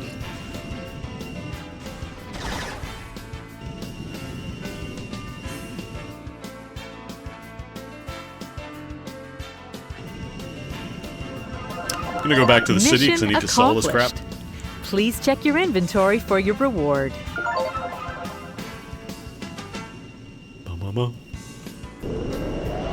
Yeah, this is how you go between maps. Like, there's just these warp gates. It's all instanced.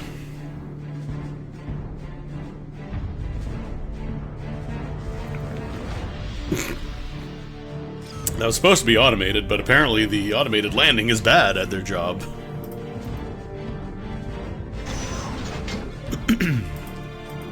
Alright, let's go sell some crap.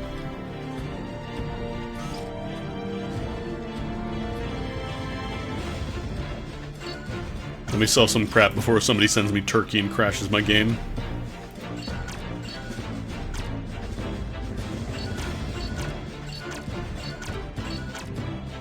have any better weapons yet? No. I feel like I'm probably going to be leaning on this for a while because it seems pretty solid.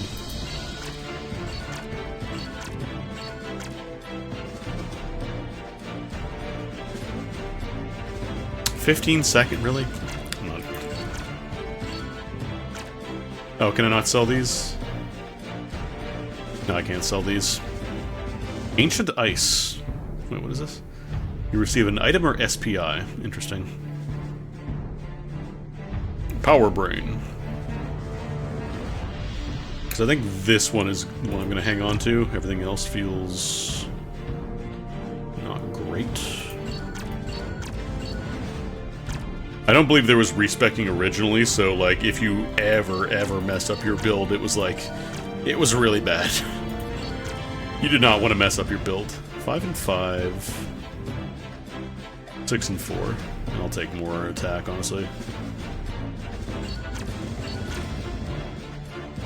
That's the radar I was using before, and then I don't have any good guns that armor can go to.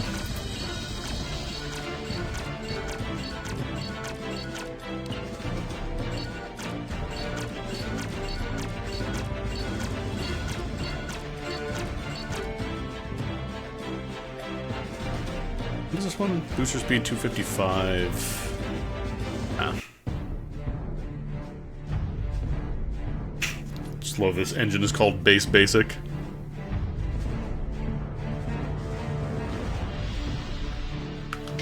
Alright, let's get some skills. Honestly, I think the ones they're giving me are better than the shop ones even.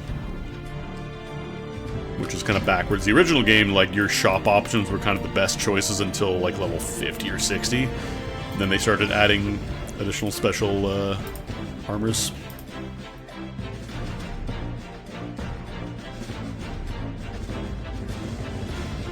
It's only a 9% buff, but it does add up. Alright, time to fight some cluster shums and guard messengers.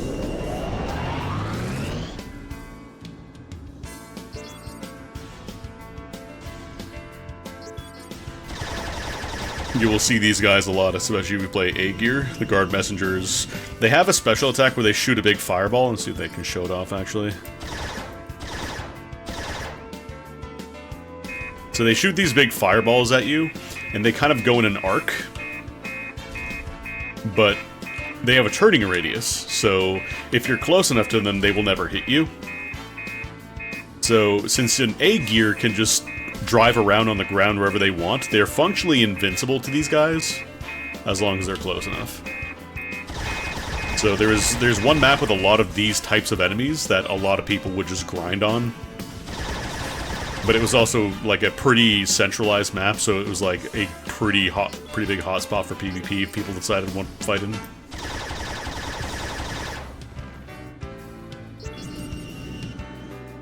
But if you could keep that map locked down, oh, the experience was... I wouldn't say good, because it was still slow as hell, but like at the very least, you got to have a relatively easy time of it compared to the flyer gears.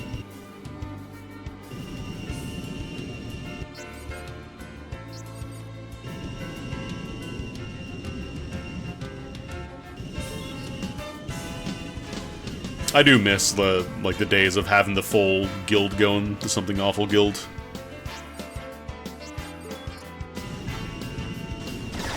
Because that's definitely one of the things I do enjoy the most about this game, is when you got like really big fights breaking out. You put up with the grinding for the big fights. I gotta kill one more of these guys.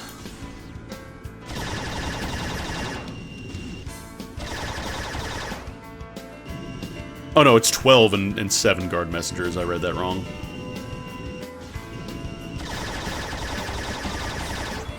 Like, I know open world PvP is not exactly a new concept. Like, I'm pretty sure WoW had that, and Ultima, obviously, but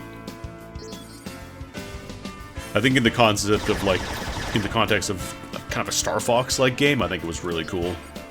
Like, just having the random dogfights that would break out.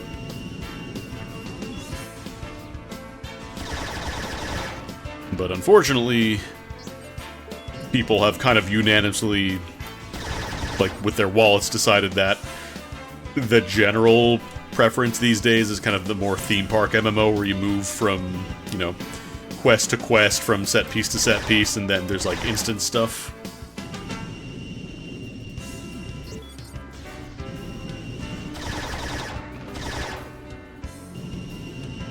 I think probably Ultima was the most interesting because it wasn't just that it was open world PvP, but like you could also steal from other people.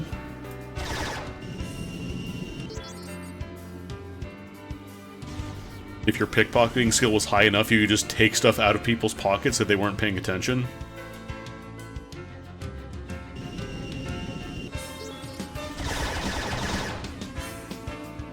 I know Eve also has a lot of that kind of open world PvP stuff, but it's also... Mission accomplished. Please check your inventory for your reward. How is this already full? Egg. Egg. Let me see what's in this ancient ice. What did I even get? Top powerful blast VE of Subrock.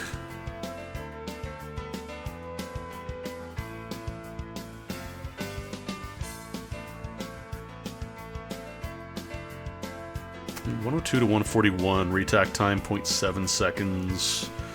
That's pretty strong. I might use that once I get higher level.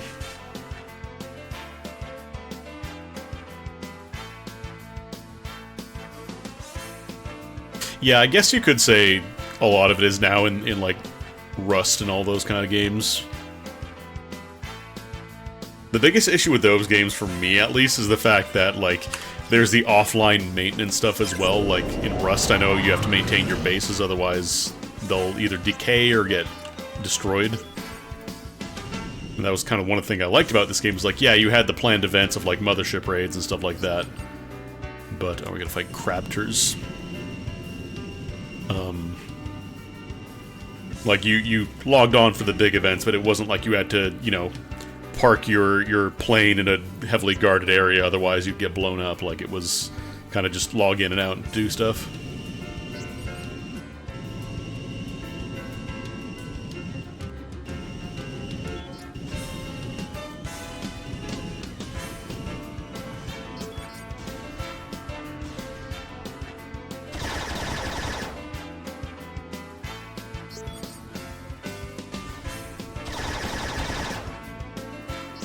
Also, the issue of a lot of people these days are they have less time.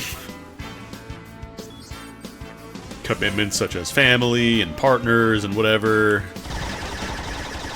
Jobs that take up more of your time. You know, you're not in high school anymore. You don't have your 8 free hours of time a day to just play a video game and do everything that happens during those 8 hours.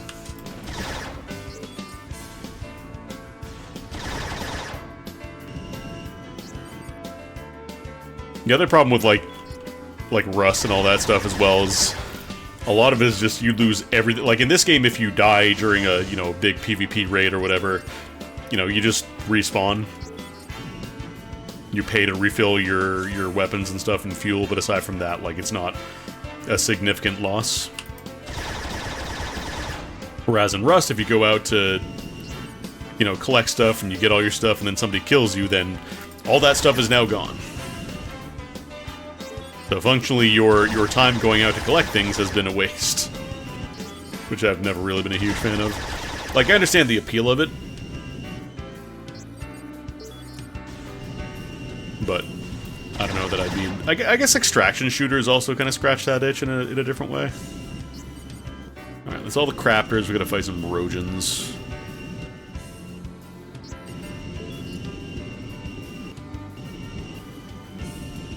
Like, definitely a much more bite-sized experience as opposed to, like, the permanently, you know, you gotta maintain your base, you gotta be around to defend, otherwise someone's gonna take it and destroy it.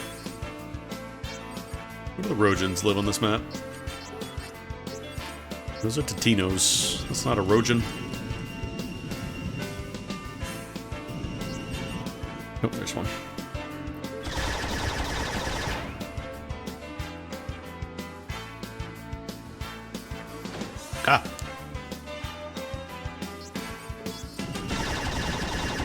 Yeah, I don't think they're ever gonna like permanently die, but it's a much harder sell for the average person, I think.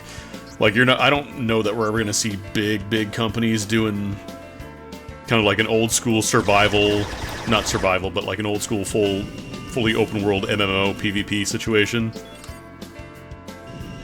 Come on, come back out. The Totino!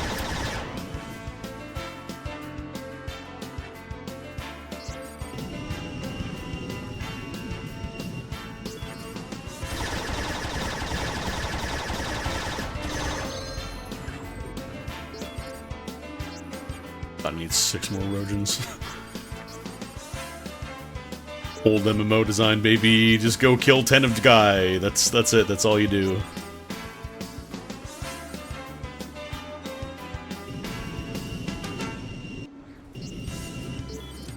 A large. That's a medium.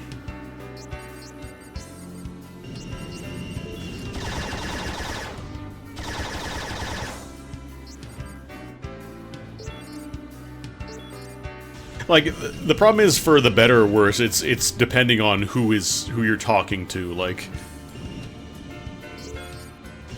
the average person probably is not going to want to have, you know, the experience of playing an MMO and spending 3 hours building up resources and stuff, and then somebody comes in and either steals it all or just kills them and they don't have it anymore. Because people don't like losing progress.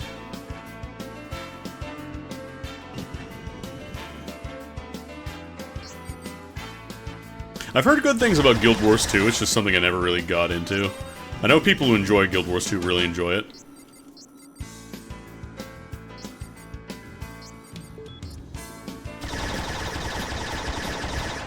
I remember there was like... I think they did one of the first examples I can remember where like the game was available for free for a limited time. Like you could just play it for a week or two. Not like a trial, like it was basically like the full game, and they just had that available for a week. And I remember playing the shit out of that.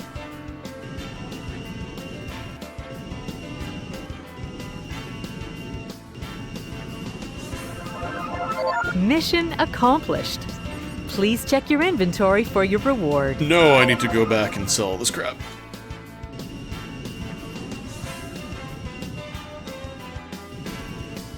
Yeah, I know you can play, like, the base Guild Wars 2 for free. How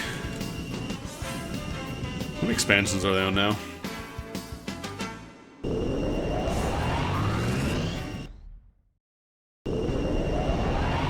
See if it's gonna crash. I'm kind of curious if this thing always crashes during the automated landing. I think it just crashes every time you land. Yeah, sorry, there's no... I mean, there's repair kits, there's toolboxes, sort of. It's kind of like Ace Hardware. Look, there's a data cube, there's a computer. Here's a Yerky.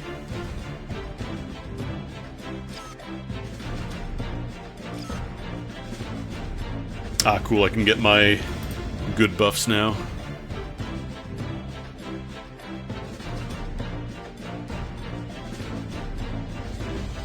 Evasion is not tremendously useful at the beginning. And defense, like I mentioned, is kind of a meme, or at least was a meme. I don't know if it still is. I love the skill shop is just a swirling red back to tank. Like, you get your skills from that. Let me check and see, just make sure I'm not missing any... Sniper Sparkle Sniper.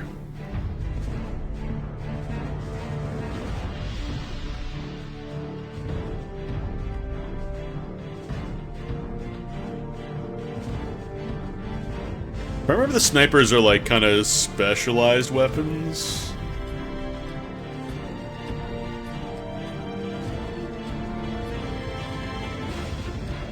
I think snipers have really high speed, but I think their turning radius kind of stinks. 10 degrees a second.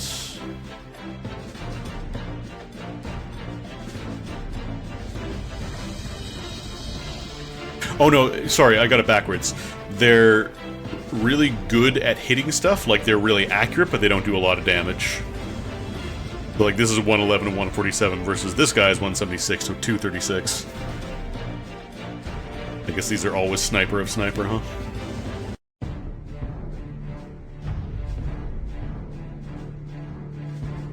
Yeah, because these ones the snipe. This one goes at 600 meters a second, so very few things. I don't even think an eye gear could outrun that if they're going straight. But yeah, the induction rate is 40 degrees per second, so they do not have a turning angle. They used to these are to chase people running away from you.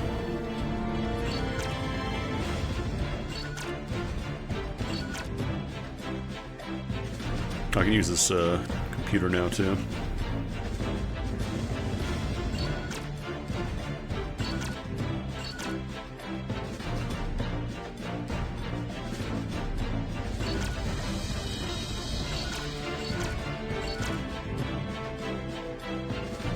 Look at all these engines I can't use. Actually, this one I could use. 255. I think the one I have is it's slightly slower, but this M gear engine has better boost speed. 226. That's for A gear. 255. I'm only finding B gear stuff that has good boost speed.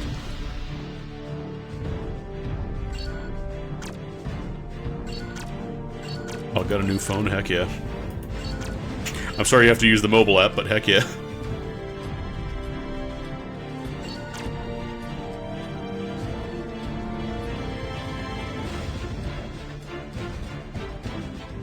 Actually, apparently this might be like a faster attack speed? 1.8, 1.6. Okay, I think these are slightly higher DPS-wise, but in terms of like the individual hits, it's not quite as strong. The induction rate is much better, though. I might actually use those. Because sometimes if something is on a tight... Oh, I just sold the blast thing I want to hang on to. Oh, well. Galaxy Blast of Navajo!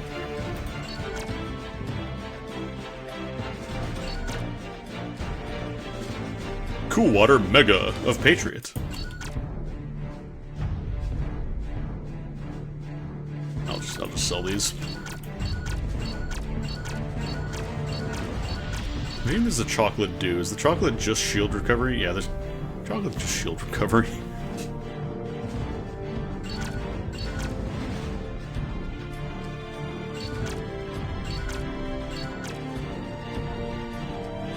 Might throw these in the storage because assuming I don't get any more Yerky. Box binder, chocolate, alpha. Wait, was that a special one? Did I sell it? I think I sold it. Oh well.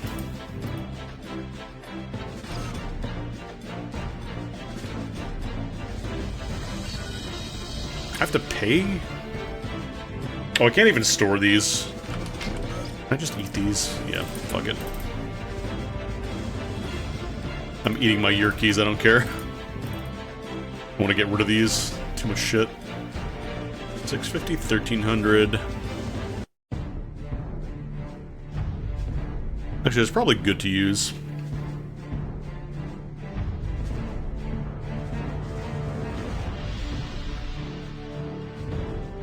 Sure. So I don't want the primary range to be too big, otherwise I'm not going to be able to hit stuff effectively. I deposit these data cubes.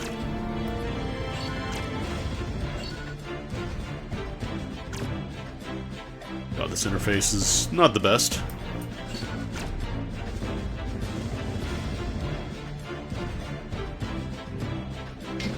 Alright, that's good enough.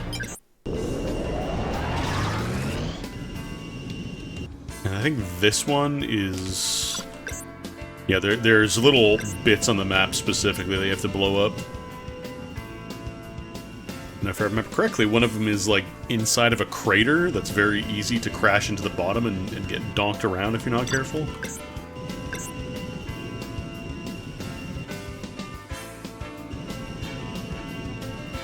Yeah, there it is.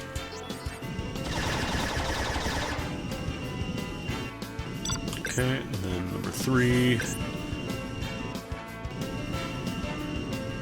Yeah, I don't like the shape of this binder. It's not my favorite. Oh, is it like right at the bottom here? I just realized I gotta put my skills in again.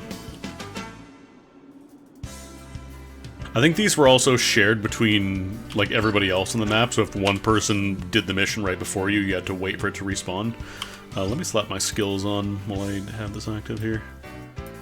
Bonk. Bonk. Frenzy. Frenzy? Frenzy. Concentration. A little bit more SP. You also get some SP from, like, your computer as well, so don't... You kind of plan around the computer stats. How does this game work? It's kind of like MMO Star Fox, except there's, like, constantly open world PvP stuff going on. So right now it's like, this is an MMO, it's not like a single player game. But, you get, like, gear and stuff, you know, you get stronger, and then you go fight, like, the enemy mothership, you take part in the big raid. Down here. Oh, that's it over there. I was looking in the big water spout like it was deep in the crack there. No, it was just on the ground. Not really a warframe over... Kind of. But it's not, like, instanced. Like, right now I'm in a mission map, so it's instanced, but the regulars, like the regular game, anybody from the other team can just fly in at any time and start killing you.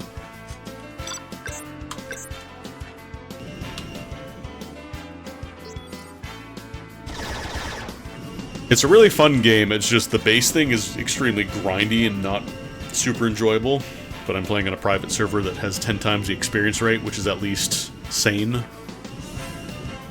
Yeah, kind of like Ace Combat maps, almost. Yeah, right there at the bottom.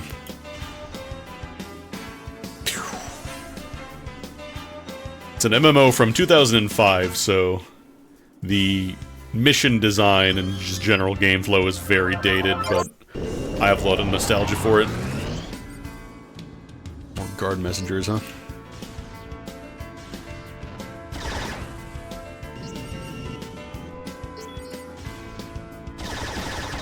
Yeah, this game first launched in 2005. It changed hands a bunch. Like, it's been through a bunch of different publishers.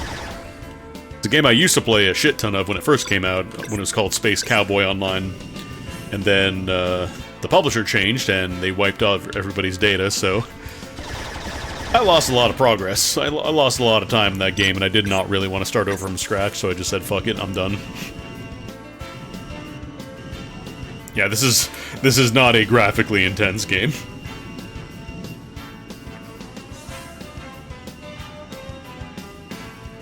Like, I'm pretty sure when I tipped down here, I saw the textures load in for a moment, and it looked very soupy. We gotta kill some Totinos. I am Pizza Totino's boy.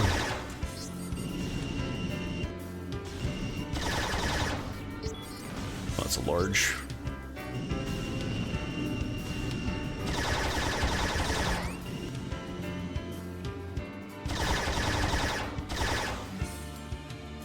The Tim and Eric bit. I don't know if they were actually, like, contracted by Totino's to do a commercial for it, but, like, it's gonna stick in my mind for a while, I think.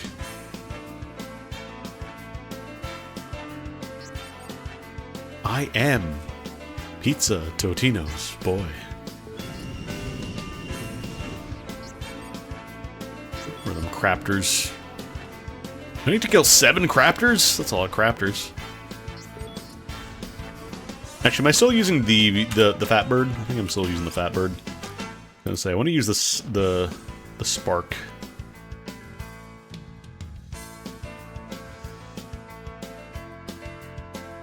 $150. Yeah, that has a better induction rate. I'll use the spark.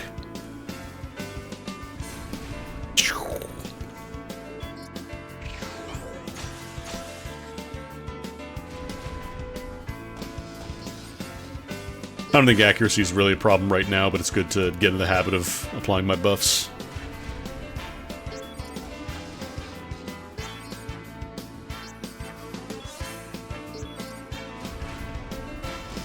Yeah, it's much better at turning, holy shit.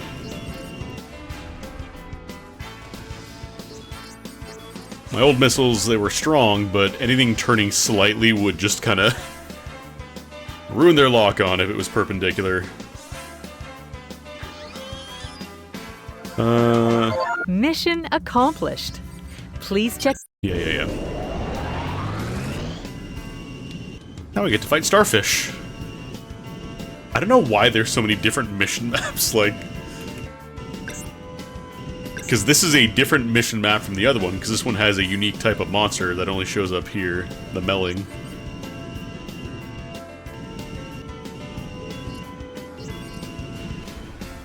That voice is I mean, I say relatively new, but definitely wasn't in the game when I started. Like, there wasn't... I don't think there were any voiceovers.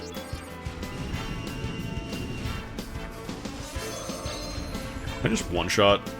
Do one volley. Oh god, these guys, these little starfish spin around. You cannot go underwater in this game, by the way.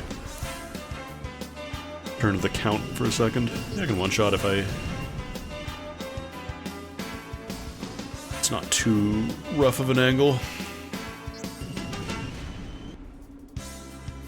I was saying earlier, it kind of sounds like a TikTok voice, but this long predates TikTok.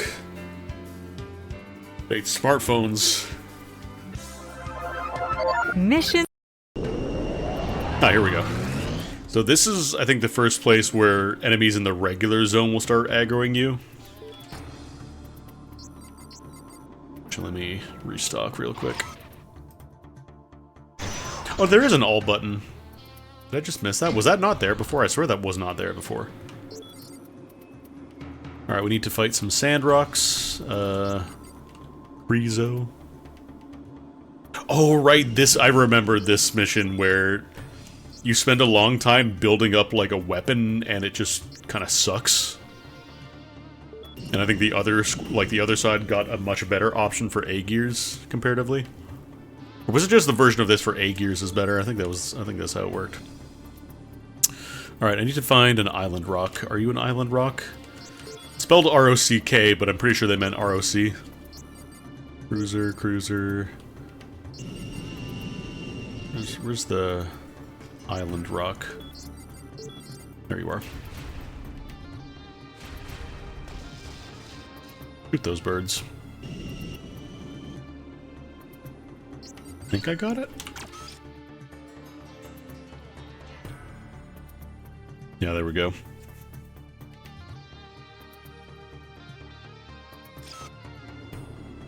I never got into Toontown, but yeah, I know it's had a revival project for a while. Ancient pattern from Cedium. I think those are the guys on the ground. I saw one around here.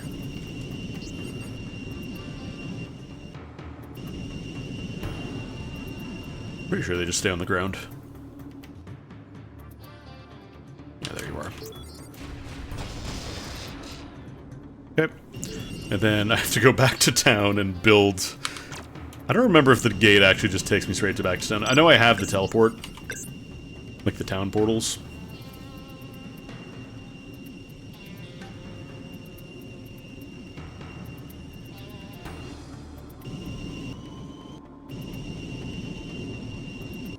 There's always something flashing on the interface at me. Whoop. Whoop, whoop. Let's try that one again. Did it not like that I tried to fire while I was teleporting?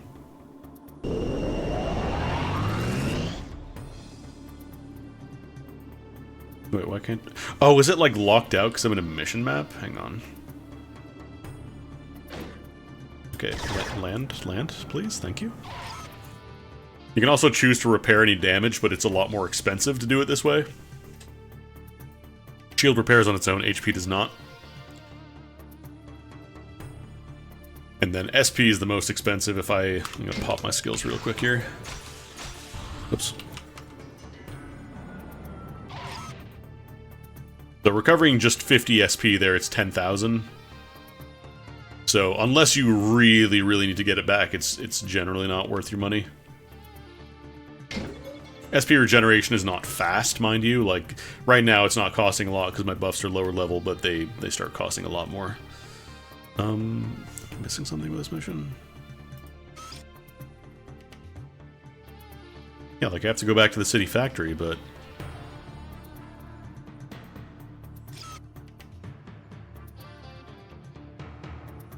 I just use a return portal? Is that allowed? Go. Go web. There we go. Kind of annoying. I was gonna say, I know there was a way to recover everything. Alright, where's the factory? There you are.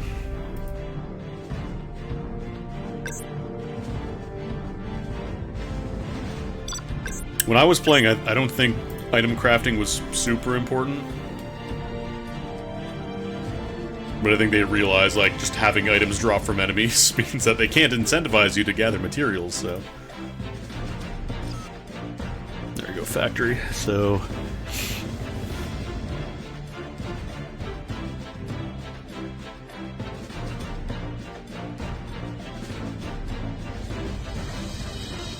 Yeah, this still sucks ass.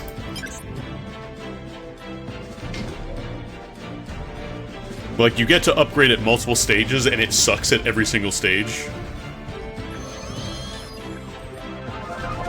Mission accomplished.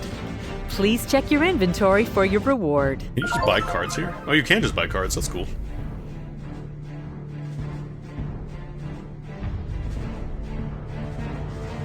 Oh, but these aren't the super gambles.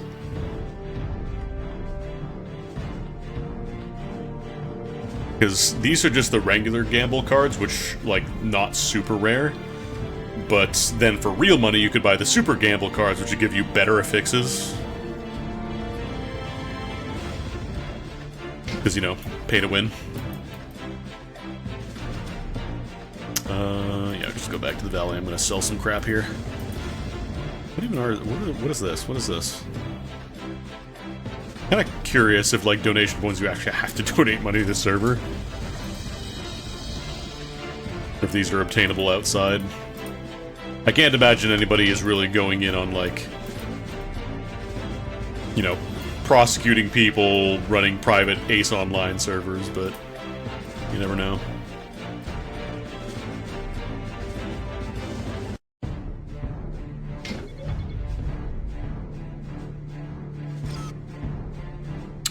Okay, let me sort through my crap again. I really hope they stop dropping things.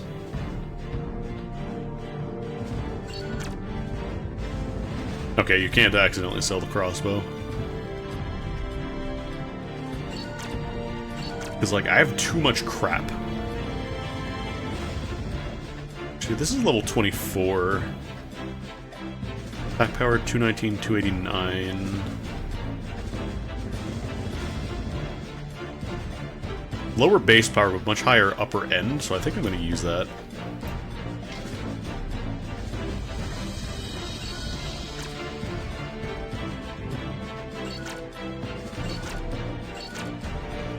Also, we get to start finding arrows. I saw arrow begin. So arrows were pretty popular for M gears, because they're the archetypical really, really high damage and really good accuracy, just low speed.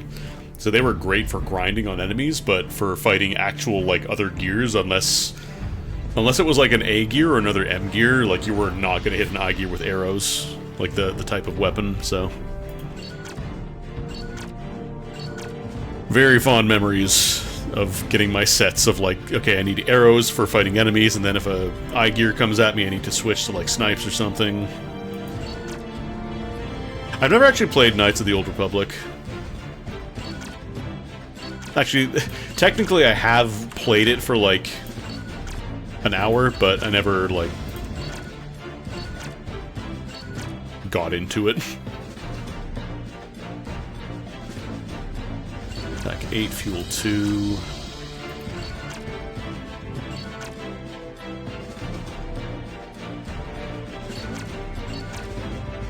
Honestly, the blue on Raider might still even be better.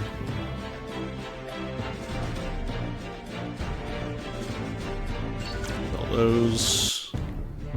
Gonna eat more of my turkey.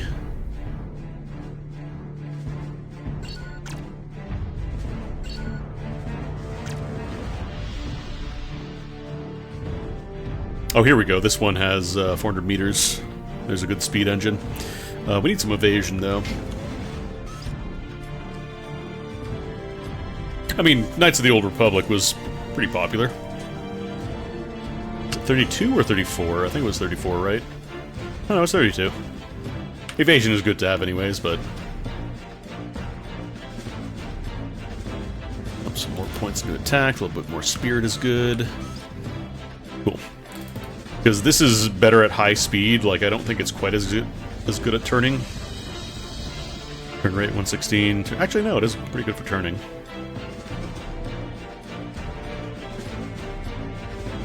Actually, this is a pretty solid little engine.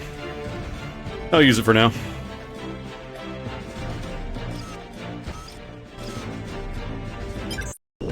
Time to fight some Ammons and Kryzos and reapply my... Normally you don't have to do this as often, but since I'm leveling up so quickly, when you level up a skill it gets erased from your bar because it gets replaced with a new skill.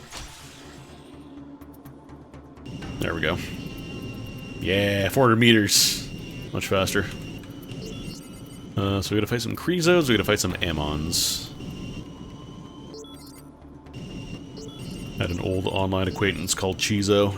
I always thought of him when I would fight these enemies. There's a Kryzo. How many volleys do I need? 2? Oh, maybe just 1.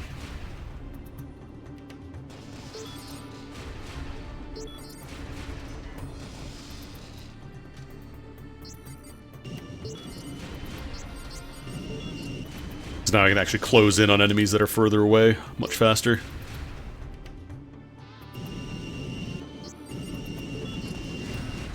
The only thing is I think the afterburner capacity on this engine isn't quite as good.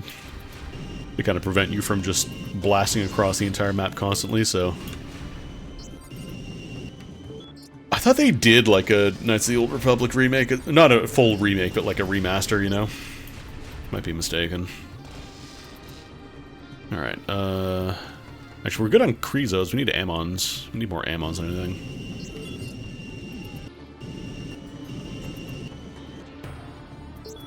It's a cruiser, not a Kryzo. You fool.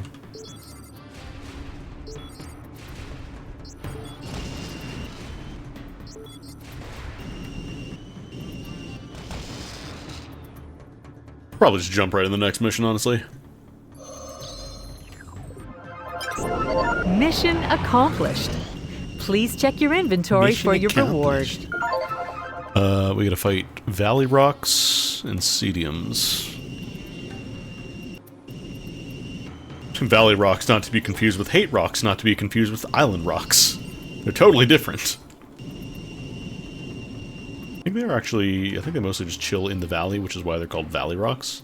So, I have the automatic invert. I have that turned off because it's not super useful. Or did it turn back? Maybe it turned back on when I crashed. 1 second.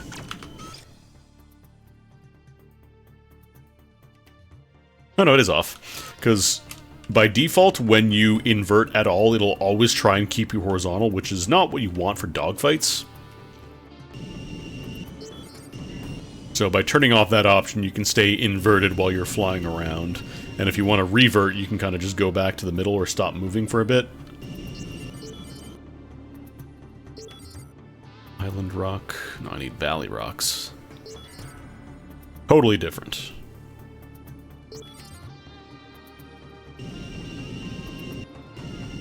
Where even are the Cediums? I haven't seen...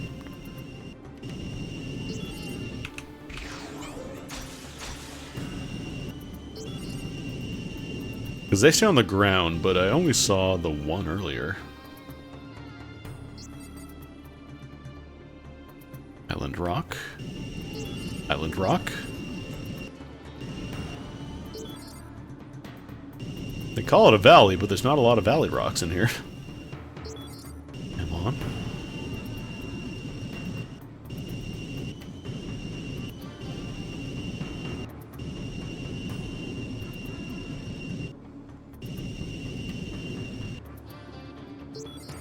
Oh, there's a Cedium.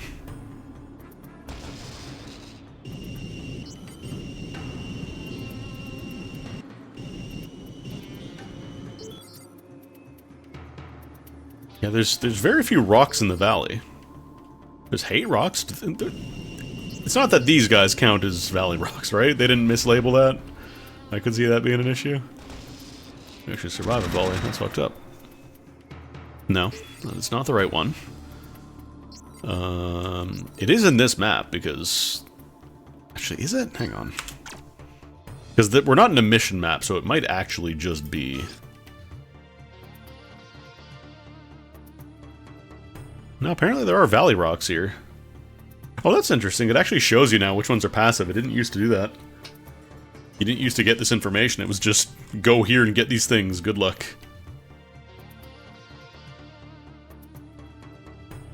That's attack card. 8 rock. Island rock. Island rock. Try going to the other portal closer there, maybe? No, but we're close. Maybe by the beach. Island rock. I feel like that's probably in the base game. I don't think the server changed like too much in terms of like adding brand new features.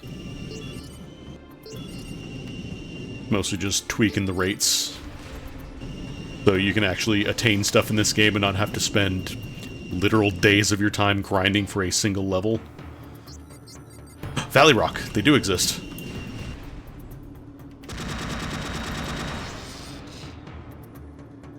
I mean, that's great, but that's one.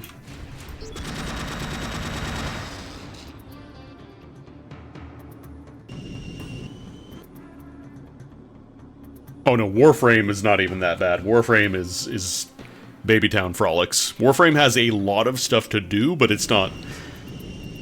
I think the longest I've ever spent grinding, like, a singular thing would probably be, like...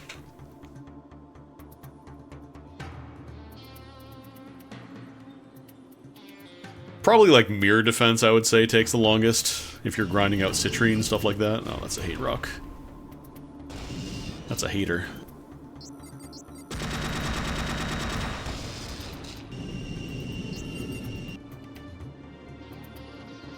Well, the fabrication shit, that goes when you're not playing, though, is the thing.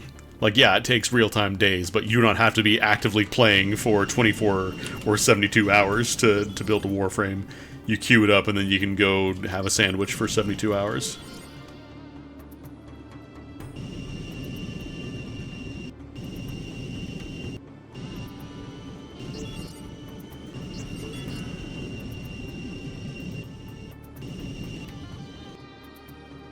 But generally, like, the grinds to get materials for Warframe are not nearly as bad as this game. And I can say confidently, having played both a good amount. We need... Actually, no, we're good for Cediums. I just gotta find Valley Rocks. Yeah, it's all birds is the problem. Like, I'm sure some of the Valley Rocks are coming out of the valley and just kind of, like, mingling with the regular style bird. Or maybe they all just live here? I don't know.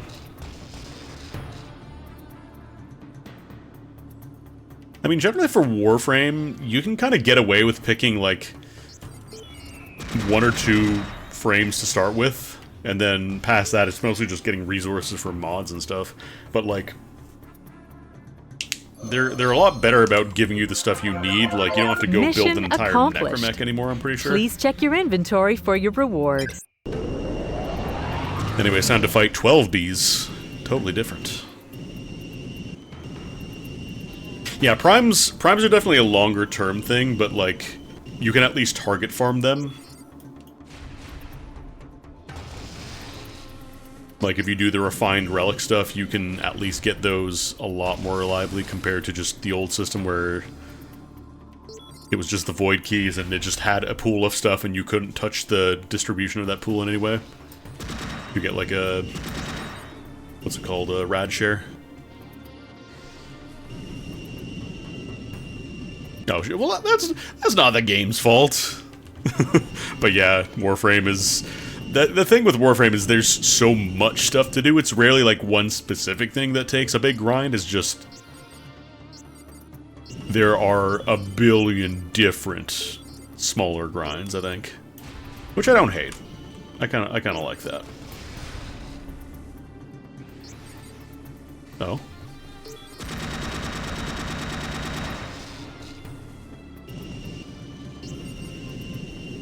It also helps that in Warframe you're usually getting resources, even if you're not necessarily getting the thing you want. Like if you're looking for primes, for example, if you're doing your relic runs and maybe getting unlucky with the drops, you are still getting other parts that drop, so you can sell those for plaid if you want to, or you can build those yourself.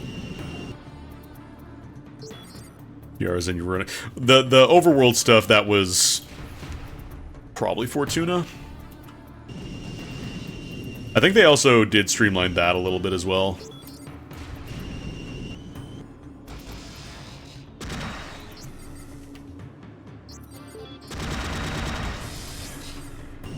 The nice thing, though, is that having the base version of the Warframes is still good to have for a system that'll unlock later on. I don't know if you have it yet.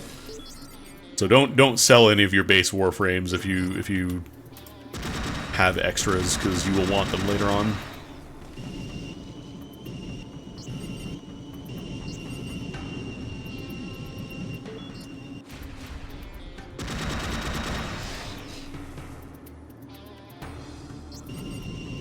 How many more do I have to... I still need 4 more. Oh no, 3 more. Yeah, Excalibur is a good one.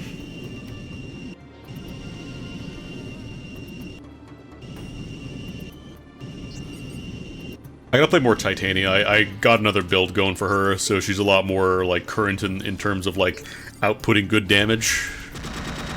I've revamped her build so I don't have to just do this weird pick up orb and then try to never leave Razorwing mode. Yeah, you cannot get rid of Umbra. Umbra is special.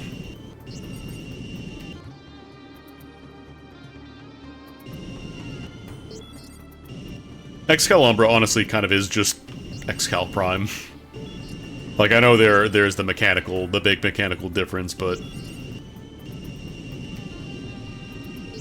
Excal Prime is kind of like the least impactful Prime, if that makes sense, which is good because it was very limited. I gotta sell some crap. I'm finding Guardians. I need Royals. Where are the Royals at? I need to kill the Royals. There you are. My kingdom for a Royal Bee. Think it'll dump me back to town? Mission accomplished. Please check your inventory for your reward. I mean, Excal Prime was like... It was a reward for founders, because when Warframe first launched, it was a very, very different game, and very, very much more up in the air as to whether or not it would survive.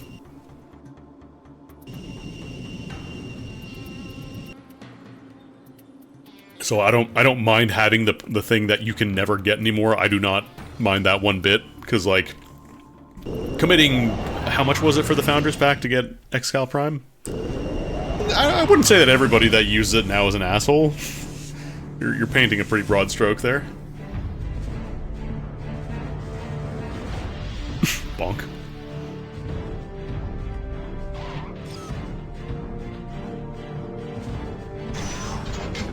Like, unless somebody has actually been an asshole to you and is not just like, look at my cool frame. Like, yeah, of course, enjoy your cool frame. You paid $100 for it. Why not?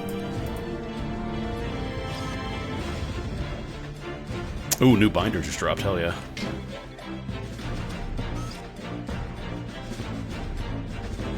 Oh, this is the defense bind. Ew, ew, disgusting.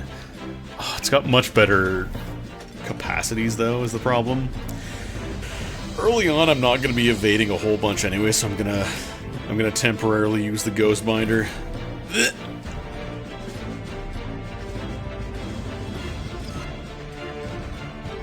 People that pop into your friend's game to show it off and then leave. What?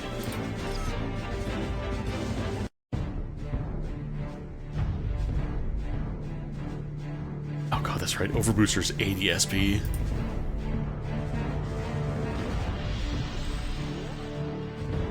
I mean, at the very least, people, you know, if people just leave, it'll just refill the slots.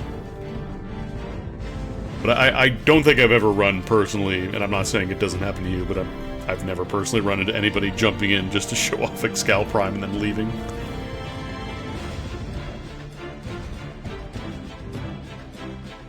Alright, let me Sort my inventory here, because we once again have to start selling things.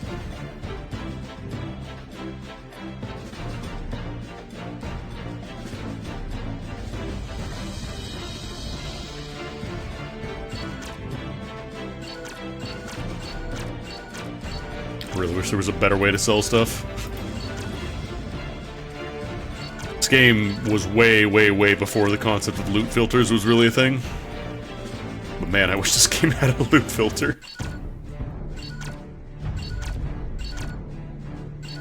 I feel like they give you good gear to level up to start with in this on the server, so I don't have to worry necessarily about, you know, keeping an eye out on everything that drops. I mean, are they this person's friends if they're queuing? Like, I don't understand how they're getting in.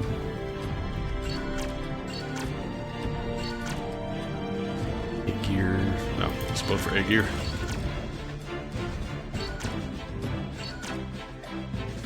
I'm gonna eat these yerkies as well, actually. Can I eat these from here? No. Because they are taking up space in my inventory for what is functionally a tiny bonus for a little bit.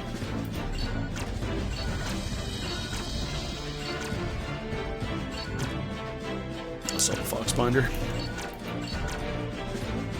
Oh no, Mesa is fantastic, yeah. There we go.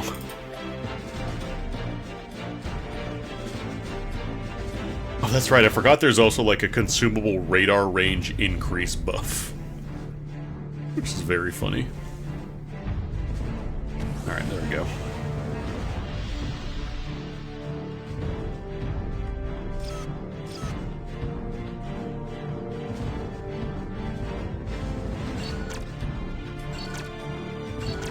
I need to play around a little more with my Frost, because I've had Frost Prime for the longest time. I've never actually done, like, a proper, like, modern build for him, if that makes sense.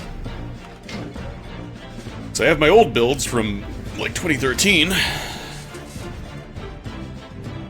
Where I don't even think the corrupted mods existed. I don't think they added those when I made those builds.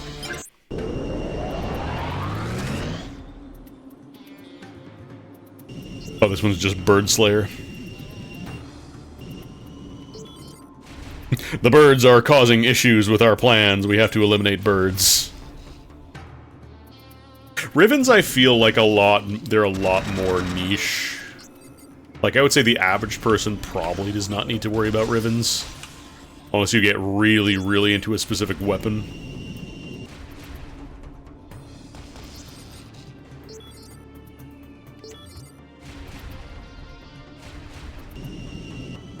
Like, the corrupted mods were relatively early in the game, but even, like, I think I had my Frost Prime, like, I think when I first built that, the corrupted mods didn't exist.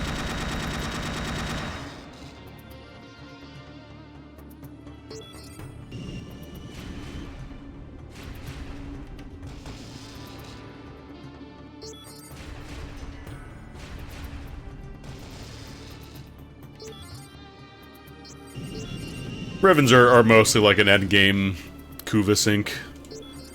You really, really want to get the most out of a specific weapon.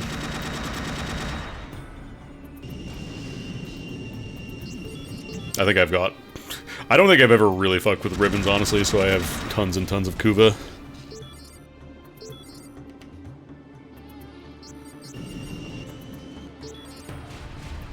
How do we need? 8 island rocks, 6 valley rocks, and 4 hate rocks. Bonk. How are we doing for SP? Actually, we're doing pretty okay on SP recovery.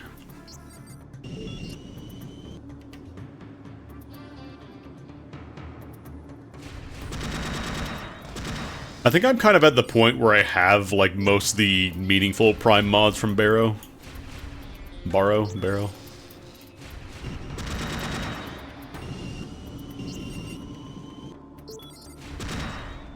Because, like, there's the ones where it's like, you can, you know, have extra ammo capacity for specific weapon types, but I don't think those are ever really super useful for builds. That'd be a ducket sink, if anything. That's another thing I need to work on, just getting like a good stock of ducats, and then I can start working on getting the cosmetics from Barrow whenever he shows up.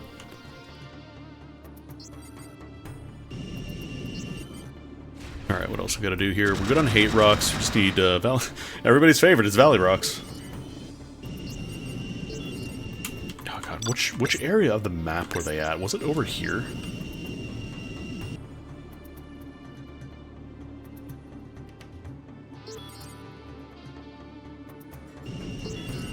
Amon... no. Oh no, Rivens are mostly just for tweaking the numbers to get them, like, the highest possible. But, like, yeah, Arcanes can change, although a lot of people just go for Arcanes for numbers anyways. Hate rock. Boy, I hate these rocks. Where are the island rocks?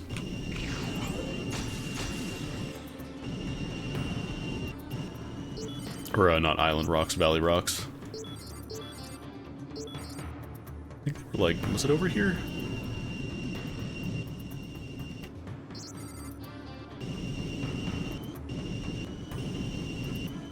There you are.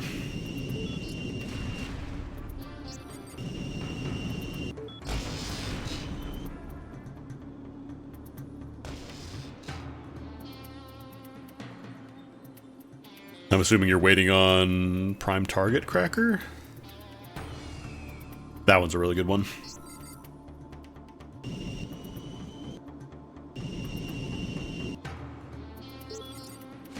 Okay. I don't think I'm gonna have to fight these guys again, but it seems like near the beach is where the Valley Rocks kind of hang out.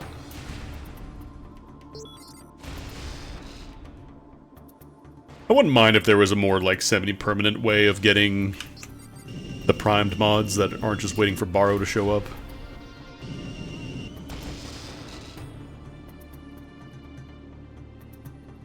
I'm saying this as somebody who has, like, all the meaningful ones. Like, I wouldn't mind people having easier access to it.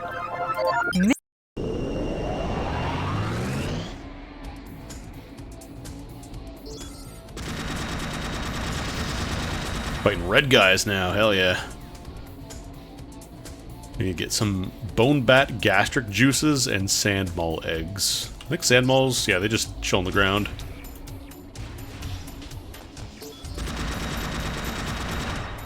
I want to get the hot shot mod for Uriel, but oh, that is grind in half. The problem with that grind is it's like it's not a long time when you count the total time it takes. It's just that you are kind of arbitrarily locked every week to get that many copies of it, which kind of sucks. Bungers. This game predicted fear and hunger.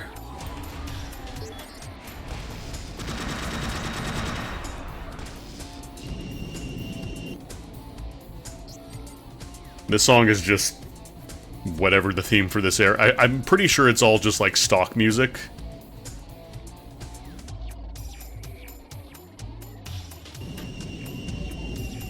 So I've heard music from this game in like commercials and stuff, so I think this might just be like a stock music library. Endo would be the choke point. Endo's a lot easier to get.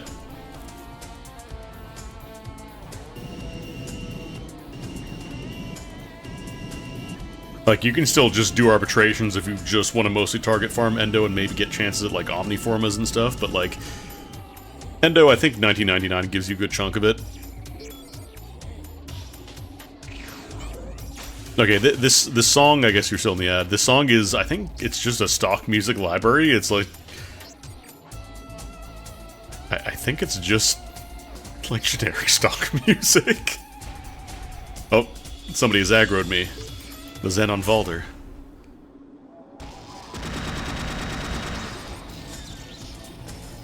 Welcome to the Sand Mall. Yeah, it's tied to this map, but I don't know if this song has a title. I wonder if you could plug this into one of those music, like, recognizing apps and have it pull up. Oh, yeah, this is from the music library. It's actually kind of had the same experience, funny you mentioned that, with the fucking Family Guy game of all things. Where there's a soundtrack that's like, oh, this game really sucks, but, like, the soundtrack is weirdly competent in some places. Like, this one does a really good job of kind of sounding like a corny 70s Gundam style theme, and then it just turns out, nah, it was a stock music. This map is called the Desert of Ardor. Ardor. Oh, there it is. The Fungers. Enemies are finally fighting back after 3 maps.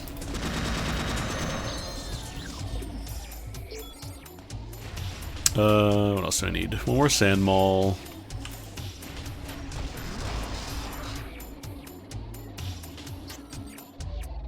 I think you might even just be able to, like, pull the music out of the game data. Let me check real quick. I don't remember if it's just, like, uncompressed MP3s in here. Where's our sound? Yeah, it's just... It is just a bunch of MP3 files in the game data, so you could even just download this for yourself.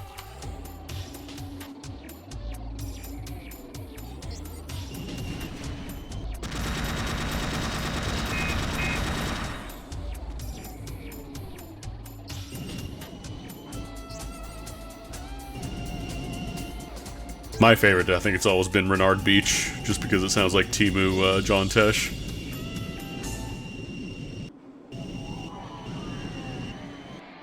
Alright, where are the Bone Bats at? Where's Bone Bat Club? That's a Bone Bat. Oh, that's a unique Bone Bat. These guys have more HP, but they have the potential to drop better stuff. That one, I don't know if he dropped anything good. Because I think any unique mob, anything with like a yellow name like that, had a chance to drop one of the skill cards, which made them very important to keep an eye on. Well, I don't think I got anything great from that one. You know, I would really say this is like an Egyptian kind of theme.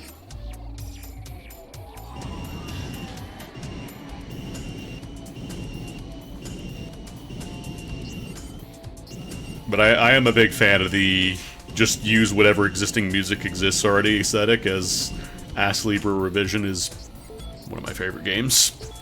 And that's all just like stock library sound, like music and sound effects and stuff. I think there were like 1 or 2 original songs for that game. Yeah, for the most part it's just like not public domain music, but like freely available.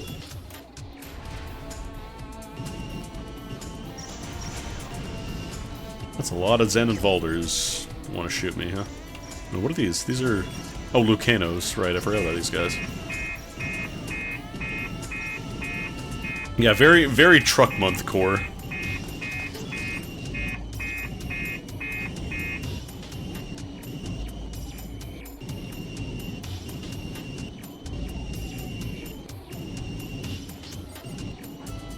It's Truck Month here at Ford. For a limited time, you can get 20% off of all trucks at Truck Month here at Ford. Problem is that everything is aggro me is not a Bone Bat.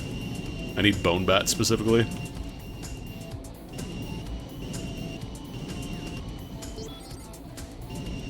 I'm looking at, like, it's the guys with the wings. They're pretty easy to identify. I'm just looking at everything that flies because it's like, oh, that's an enemy.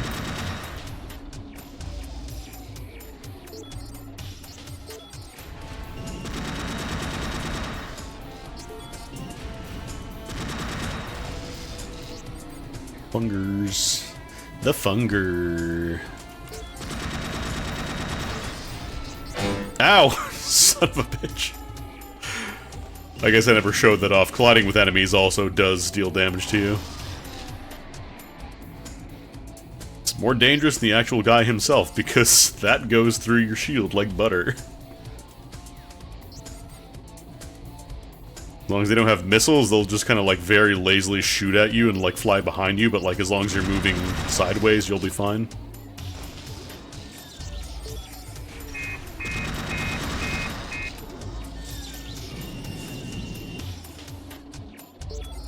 Wish it wouldn't show me the health bar of the scout guard. I keep thinking there's something dangerous. There we go.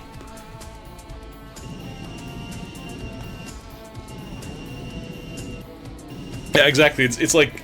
It's kind of bland in a charming way. Mission accomplished. Alright, so this one is... I believe it spawns after I blow up like one of those little egg targets we've seen earlier.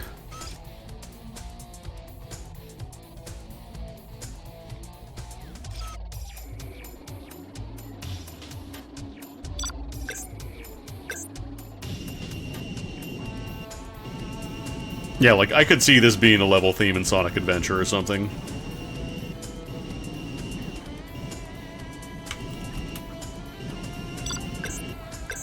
Alright, where the blood-soaked guardians at?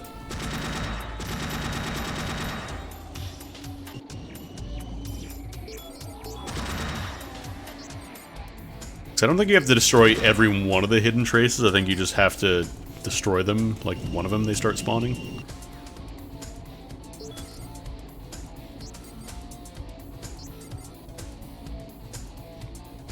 I want to say it's like a ground-based enemies, it's just basically just like one of the big Ammons, but I don't know where it is.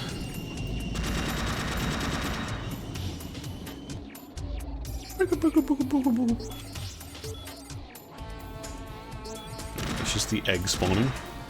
You have no eggs. Not the Aurelian, those are just regular guys. Do I have to destroy everyone?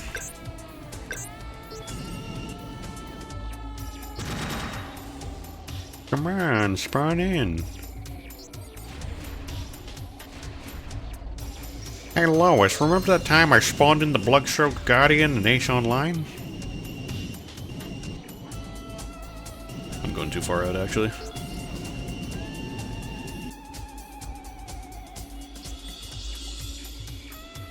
Like, I'm pretty sure it's just... Oh, oh no, there you are. It is a flying guy. I thought it was one of the grounded guys.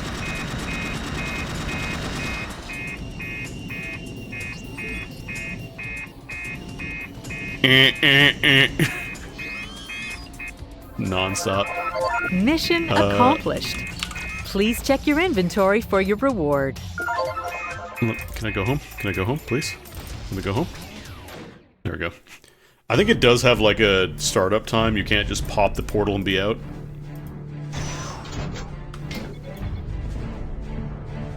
We're doing on skill points here. Nickname Junior. Oh no, rank Junior. Oh, I have a lot of crap. Mini level up card. Next hour, the XP will increase. Sniper Lion Spear. Oh, I think... Is this the one that I'm thinking of? I think this was also a really good way to deal with, high gears. Oh, damn, this is a really nice CPU, actually. Is this... Did I get that from a drop, or did I get that from the quest?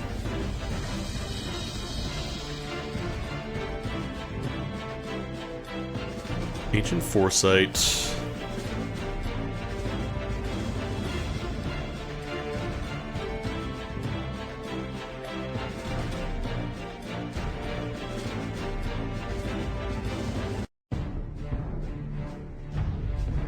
Trying to see 10-pole line NBT. Might be too far back in the thing here. I don't know if it shows yellow items here. That's a really nice computer. Requires level 30 to 72. Interesting. Yeah, cool. I'll use that. What else do I have? Do I have any other quest rewards?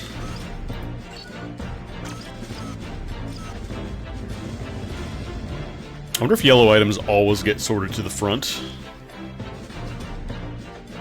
I think they do. Oh shit, Hyper Bawoo, hell yeah. Hyper Bawoo of cats.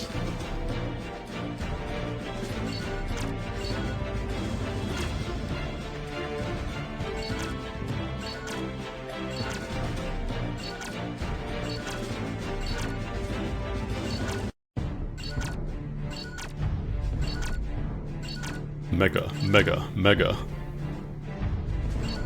Bawoos are good if you're playing B-Gear, like I said earlier, but you don't want to use them as missiles. They're slow. They're painfully slow. Are there any good speed engines? I think right now the best booster I have is like 400 meters a second. This one goes up to 460, but it's a B gear engine. It's a higher level one though. M gear. Yeah, that's an I gear that only goes 224 though. I think generally people would roll with a speed engine and a grinding engine. So like speed engine was better for PvP for dogfights because you could get away from missiles. And then your grinding engine would slow down more because you could pull up an enemy and not have to go past them eventually.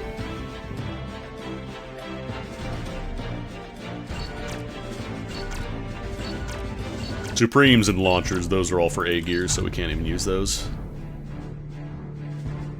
Lancer of Pest.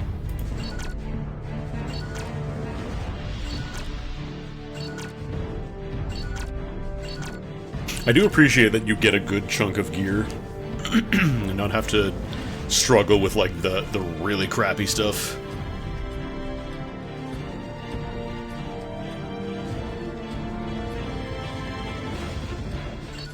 Because man, the early game in this game with like the starting guns are really bad. Yeah, I don't need that. I'm not going to deposit, like, the crafting bits, because those are just going to stack up anyways, so... 750, 1200, object sensing radius goes down. I don't think I want that. Like, the lock-on range for advanced weapons is better, but I think I... Nah, you know what? I like having the better lock-on radius. That can be sold, that's no good. DNA.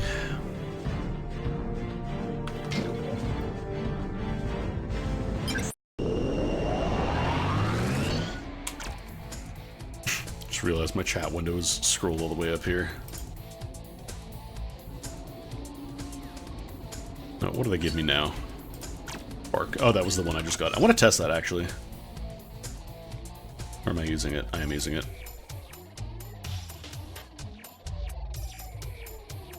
Wait, was I using the Lion Spear or the Spark before? Hang on.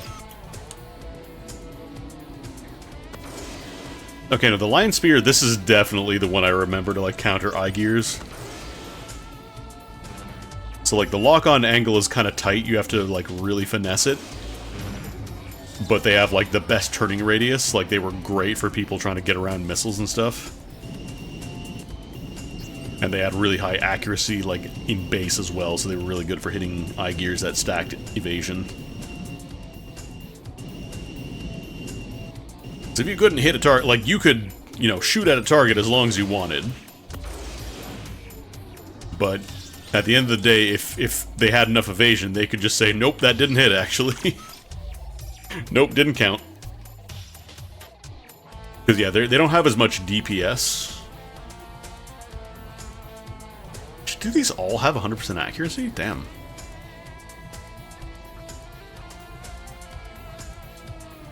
Yeah, these all just have 100% accuracy. Wow. I'm gonna keep the Storm, though. We'll use the Spark.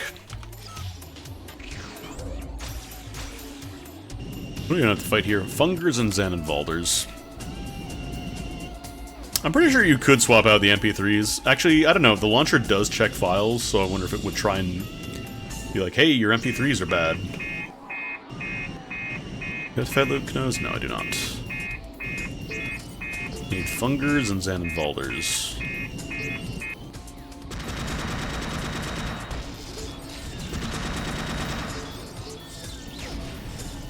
I'd say probably overall, eye gears were like the easiest to play. No shade to anybody who played eye gear, but just because like you had the easiest time grinding, like you didn't have to worry about finding specific enemies that you could deal with as an A gear. You didn't have to fuck around with like bombing mode B gear. You didn't have to get the finesse of getting the shotgun just right. And then M gears were just, they were fine at like fighting enemies, like grinding. They had the full stop engines, which were great, but they did not have the damage output, unfortunately.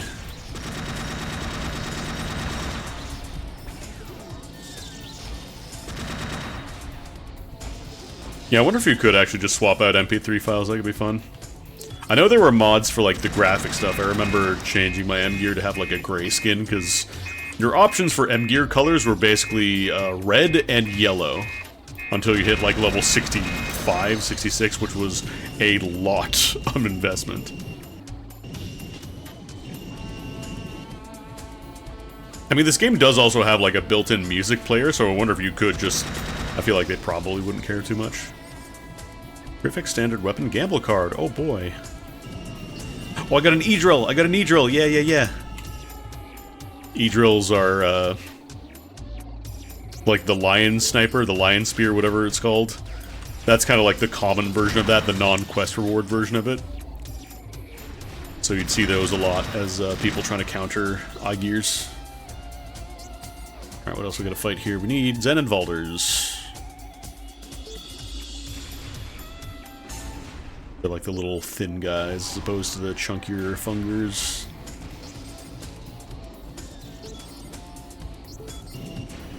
I'm kind of curious, like, this is still very early in the game, so there's not really a lot of the PvP stuff going on, but I'm kind of curious if, like, the PvP scene on the server, is, you know, interesting.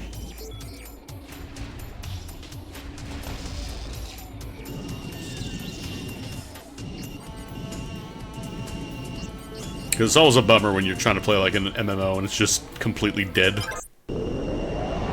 It's just that a lot of these early missions funnel you into safe maps to prevent people from camping newbies. What is this one? Oh, we get to go to Chaos. Hell yeah.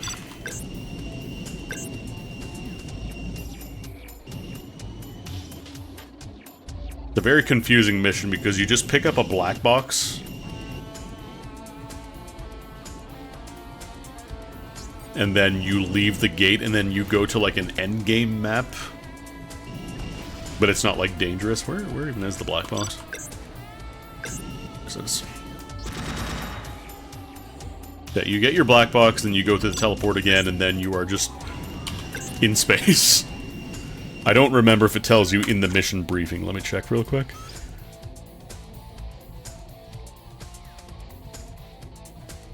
That's probably the text beforehand. Warping without the black box will kill you. I don't think it actually kills you.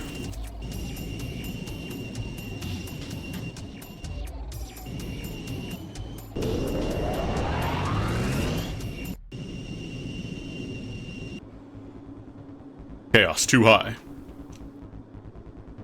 There's also altitude in the space maps, even though it doesn't look like there is. I do like these set pieces, like the space maps look really cool. It's just that it is very, very quiet.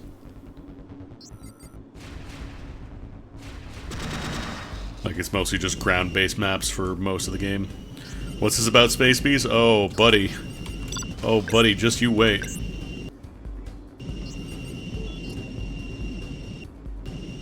This is the event version of this map, but I remember there's, like, a world boss that spawns here normally. But this is just, baby chaos. Ah! They have missiles. They have arrows.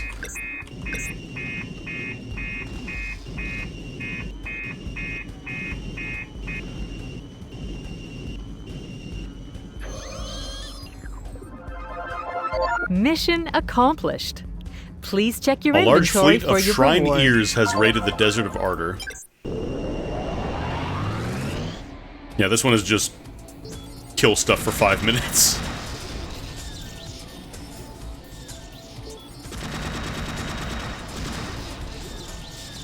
I do, like, I unironically love when people kind of, like, revive, not just, like, running server emulators, but actually, like, bring back the community as well. I think that's really cool.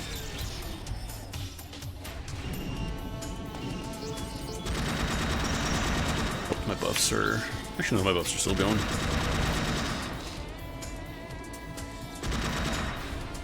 Yeah, I imagine a lot of these old MMOs are probably not very expensive to run.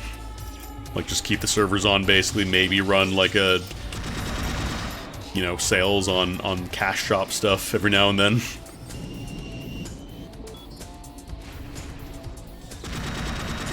Which game was it?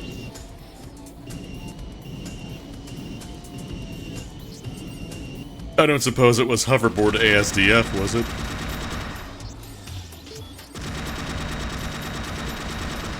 Never. Hoverboard ASDF. Dark Ages? No, I haven't heard of it. I've heard of Dark Age of Camelot, which was also another MMO, but I don't think I've ever heard of just Dark Ages.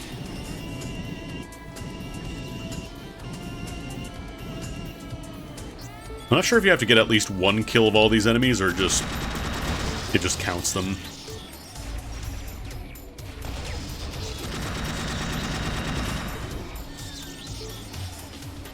Spiral Knights, oh boy. I have some opinions about that game. Bad ones. Bad ones, mostly.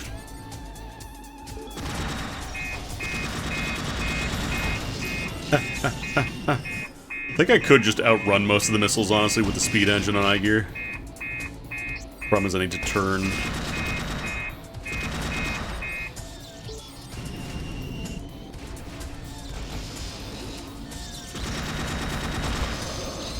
Level up.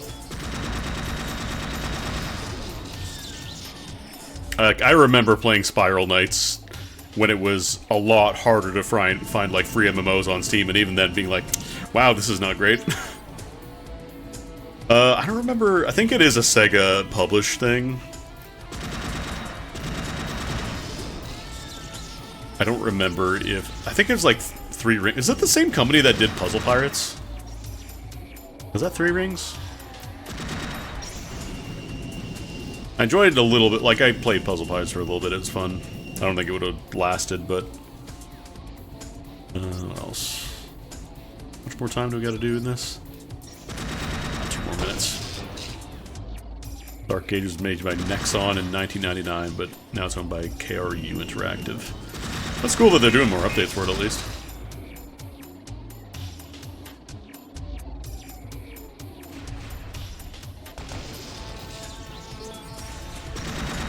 I think for a lot of people, myself included, Spiral Knights was like...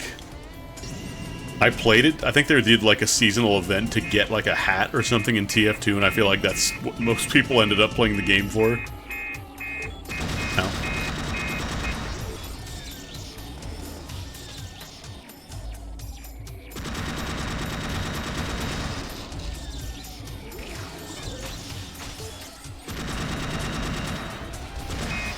Dungeon Fighter PSO2. Oh, I have opinions about PSO2 in its current state. Also not good ones.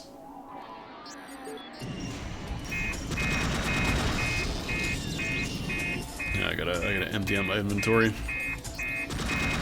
Like, I do kind of want to try NGS now that it's been like 4 years, 3 or 4 years since it released, and see if it's any better, but like...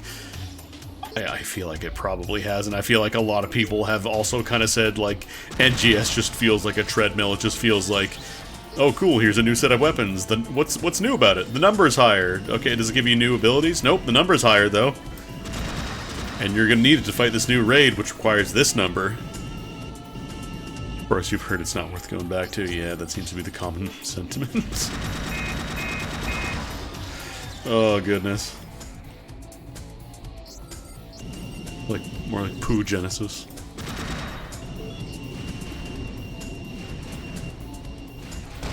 Destroy that funger. Can I go back to town? I'm going back to town. Mission. Yeah, exactly. It's like, it did a lot of the modern MMO design stuff, which, like, Phantasy Star has never really done that. Like, gear score, I think, is one of the biggest problems, where you just arbitrarily cannot even participate in stuff. And, like, I understand that people being under-geared was kind of an issue in PSO2 for certain raids. Like, people would just come in with, like, you know, a +1 10-star into a, like, an extra hard raid or something.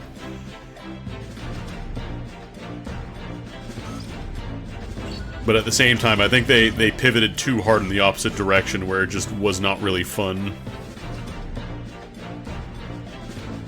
Like, every set of weapons that they release have to functionally be the same because they're designing it for, you know, 10 different classes or whatever, so... It's functionally just giving the exact same stat boost to every single class. Actually, that's no one. Angelica, 258, 347. It's a much higher base. I think I might use this for a bit.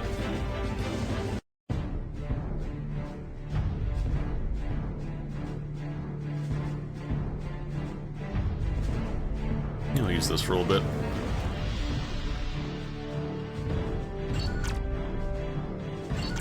I think these are all, like, A-gear capsules for their missile types, so we don't need them.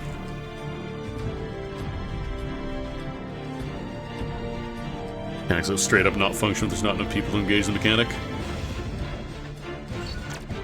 I know there's that one game, Tale in the Desert, that also had something similar, like, you could not solo in that game, like, the whole goal was cooperating and, like, getting projects done.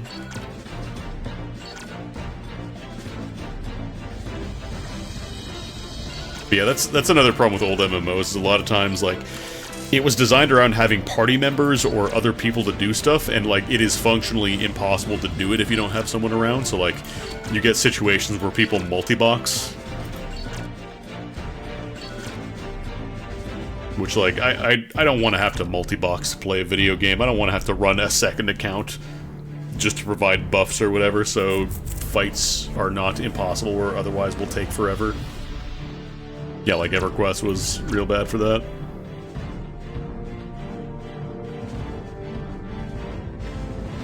Sell these radars. 366. No, the one I have is much better. 22 attack, 16 evasion, 5 spirit.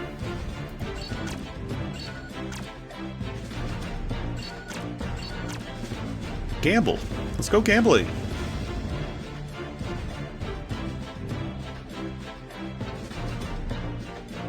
This one I can't sell because that's the quest item. I hope they give me a fast engine. It's like a quest reward, that'd be pretty cool. Can I get any new skills? I can! I can buy an entire set of new attack skills. Oh, I can actually get level 2 concentration too, nice.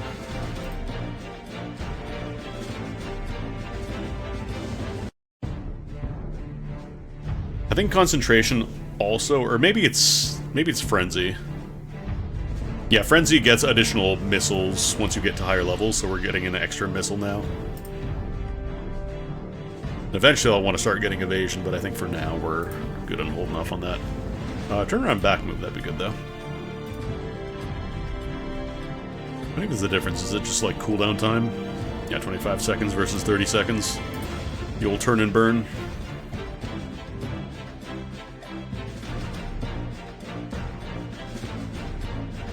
The BGM looping, do you mean the just restarting from the beginning of the track? I'm gonna set these on 1 and 2 because I want these on my hotbar. Want them easily accessible.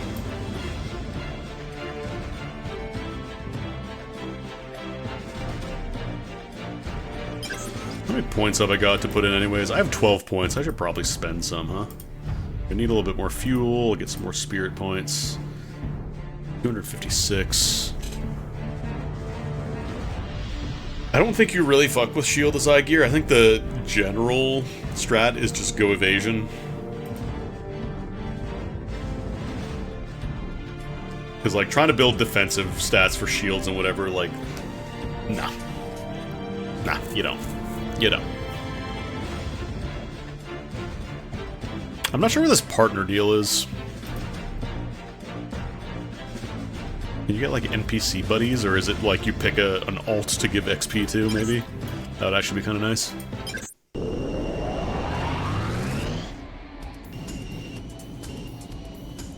Warp Gates backbone circuit from Aurelian. Oh, it's one of those little walking golem dudes on the ground.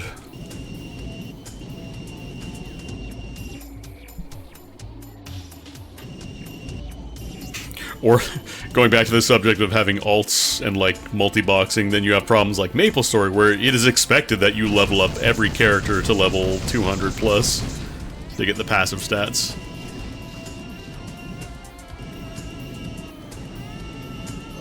You will grind. Oh, look at those triangles. Oh, baby.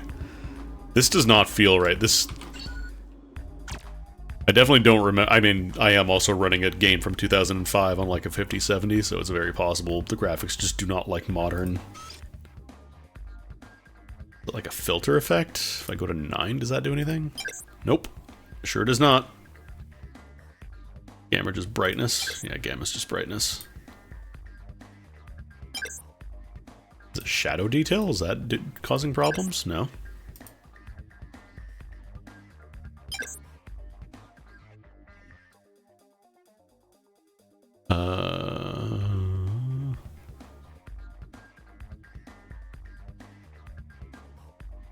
Yeah, it's definitely not correct.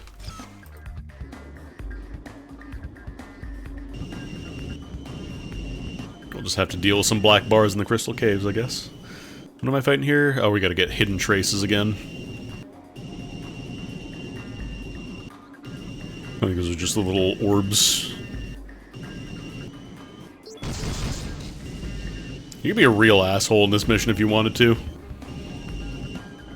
And just spawn camp all the eggs, because it's all like a linear tunnel, so you can't... Most classes can't really afford to stop, because you have all these enemies that are just gonna aggro you. All these enemies aggro, I think. The Joy Peas and the Hovering Peas. I love these names. Overheated. You use too much booster juice. Start feathering. Because you maintain a little bit of your speed, like you don't immediately go back down to 200.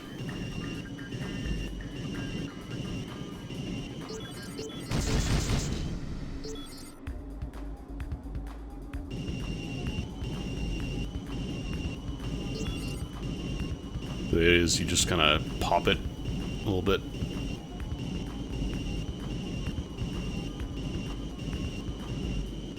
Yeah, Joy Peas and Hovering Peas.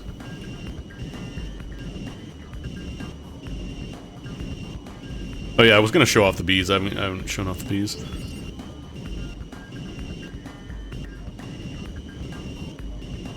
There are multiple places to fight bees in this game.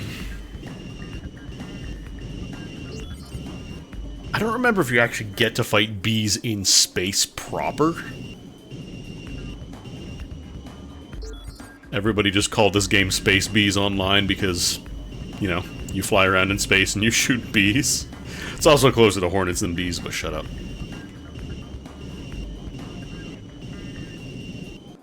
You fight bees, you fight craptors, you fight Joymus. There you are. This mission's very rude because you have to get traces number 2, 3, and 4. And if you're not paying attention to the stuff there, it's really easy to think, oh, I missed number 1. Accomplished. Please check your inventory for your reward. Alright, now we gotta fight... Actually, I think they're on the other side. We don't fight these guys yet.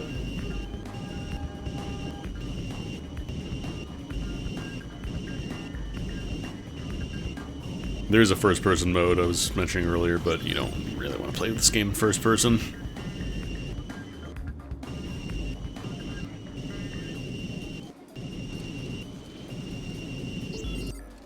Ow. Ow. Asshole. Douchebags. I really wish there was like a resolution scale, like a HUD scaling option though, because man, the displays in 2005 are very different from modern day displays. Actually, do I have to fight you? Do we need a square large? No. Oh no, we do. We do.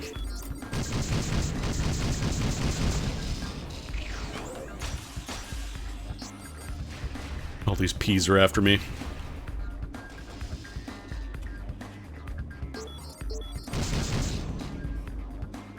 Now that we have the extra missile from Frenzy, that's about where eye gear starts pulling away as like really solid dogfighters, because early on you can get into PvP technically, but you're not going to be especially effective.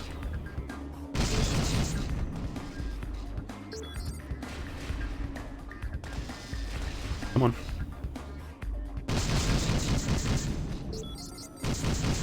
Alright, we're good on these guys.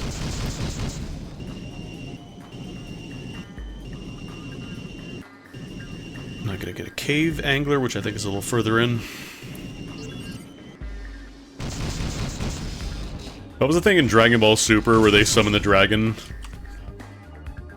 They have to act. They have to make the wish and say, "Oh, pretty, can I have it, peas and carrots? Pretty peas and carrots."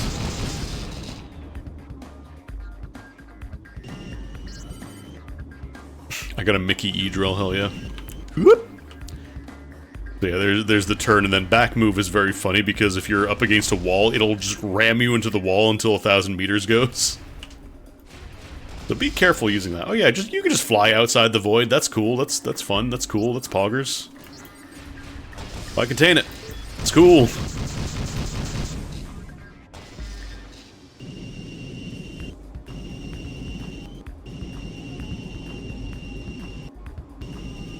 There was a good amount of strategy in the dogfighting, at least. Like, stats played a pretty big role, but there was also...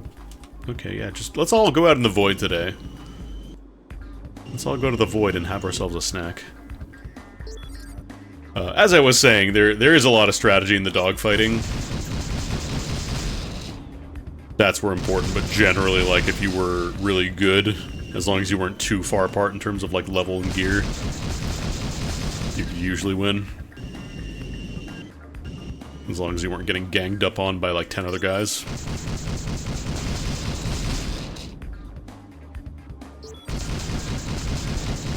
Okay, now which way do I actually have to go here? I think we're going... I think this is the right way? We need cave anglers. I think it is down the thawed area of the cave. Because yeah, we started with the joy peas. But the cave anglers I think are deeper in.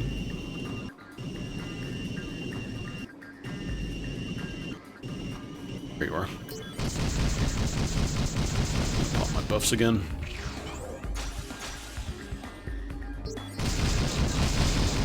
Early on, SP management isn't a real problem, but once you start having to use like the back move, your other skills on top of your buffs, that's when SP management becomes really important.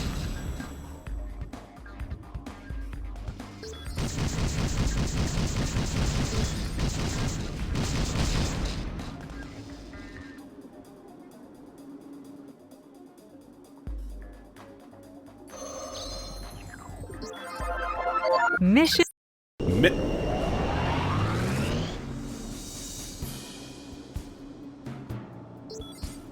Driver. It's my daily driver. This is also, God, Funky Lance. I forgot how many good names are in this game. That's my friend Funky Lance. Me and Craptor are gonna go out later, hang out with Joy Peas and Hovern Peas. This is the area that has the missile batteries, which are a nightmare if you fly into them without... Yeah, there they are. So every single one of these missile launchers will aggro you as soon as you get into range. So, don't fuck up. 300. Oh, that's the 300 kills, I guess.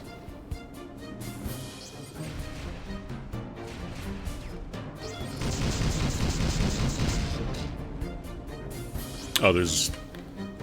Balder Lances here. I think you can also destroy the water tank vessels, but I think it's mostly just for mission stuff. I don't think they give good experience. God, I'm dying.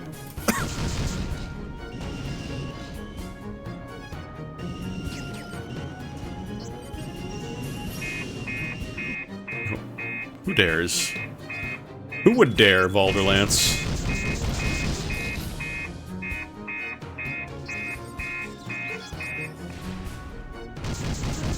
Missiles lose their lock after their shooter dies, but sometimes you just have a billion things on you. I don't know if I had a parry messenger. Oh, yeah. As long as you can take it down in one sweep, you're good. I did not roll that very nicely. Funky Lance. Actually, no. Let's try and focus on the targets for now. Let's go back and fight some more drivers. Not get too close to those missile launchers.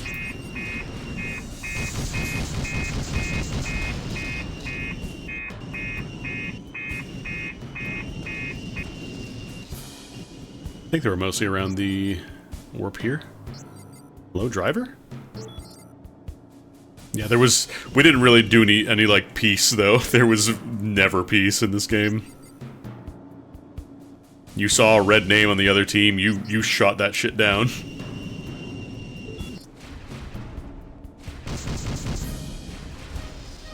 There's also a skill that M-Gears had that allowed parties to teleport directly to them, so if you found a good spot hidden away, you could basically just form, like, a teleport beacon and chain people from, like, wherever to where you were. Very expensive in terms of SP, but, like, you could just cause a lot of problems by just summoning a squad out of nowhere. Because teleporting to maps was pretty rare. I'm not sure how difficult it is now, but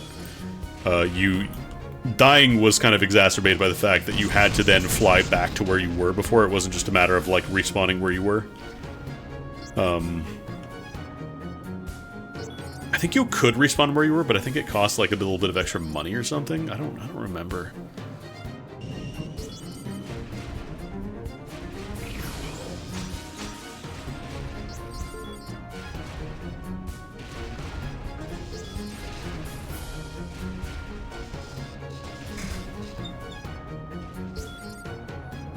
Like, there were definitely advantages to being rude. It wasn't just a matter of, like, being an asshole. But this was also 2005 or something awful, so a lot of times we would just do it to be assholes.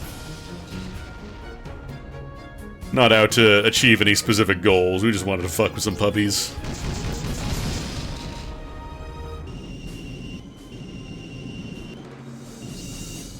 I think there is eventually a mission where you have to shoot down the missile batteries.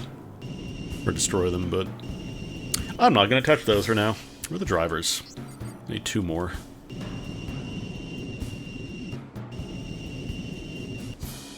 Over here? There you are.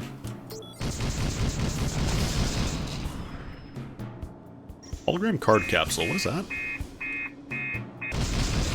Hey, Funky Lance. Come on, Funky Lance. Cut that out, Funky Lance. This is not Plunkbat. No. No. I don't know what gave you that impression.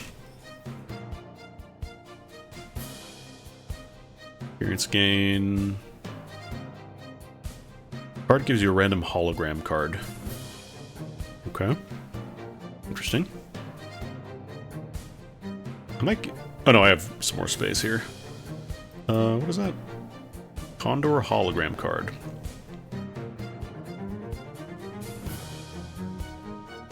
Oh, it changes your appearance for a bit.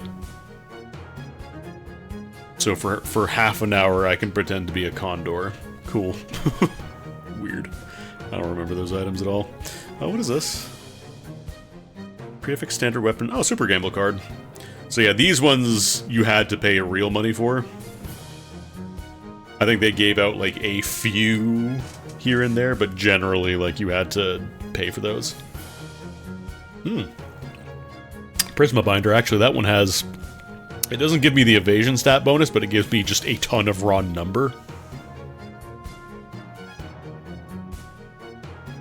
Heavy. Where's our weight stat at? 71%. I think as long as you don't go above 80, it's generally considered fine. Like, because the only issue is fuel consumption. It's just when you go above 80% weight, that's when it starts tanking your movement speed, which you do not want that. Let's get some more attack points. More spirit.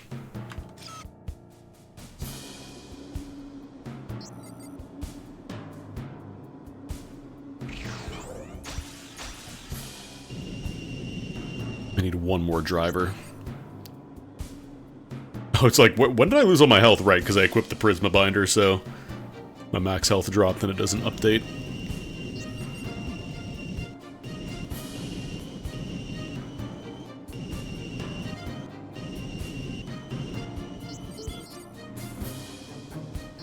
Driver.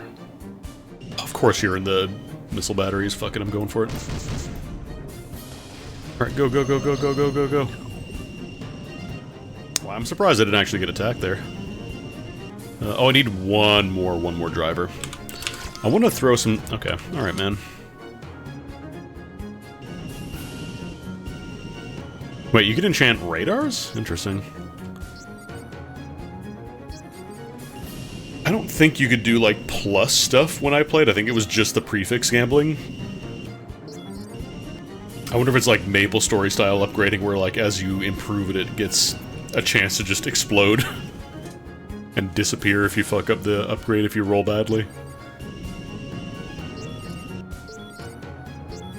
Not a lot of drivers. I need drivers. I need drivers, said the Space Cowboy Online player and the PC builder at the same time.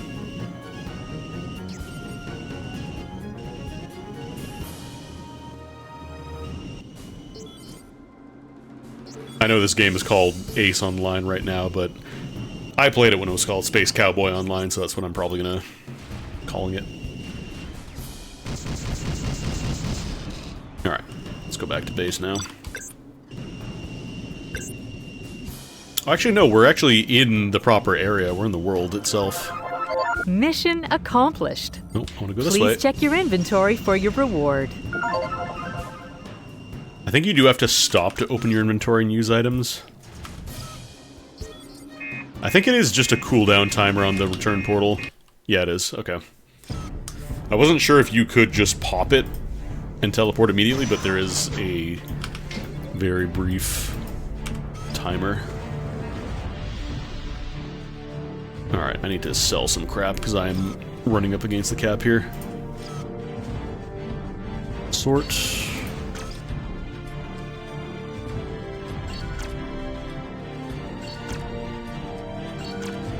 Arrows. 227 to 350, yeah, like these ones are still better. Because I think they always come with a sniper prefix and suffix too, so you always have a very fast re-attack time, like the cooldown period. They're quite good for that.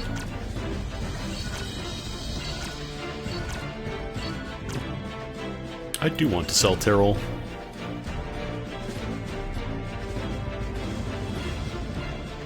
Oh, I see. This is the daily thing for killing 300 enemies. Got it.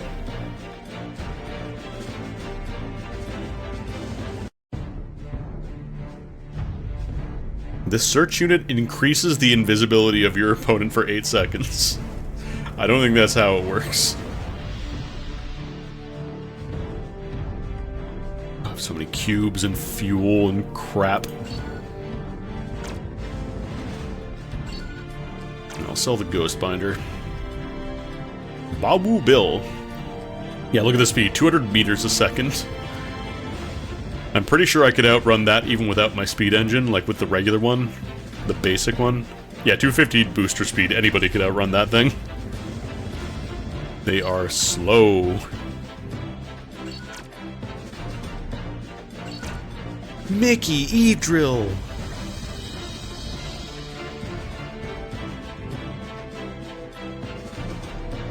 Oh wait, there's... hang on. I just noticed control click... oh, you can multi-select. Okay.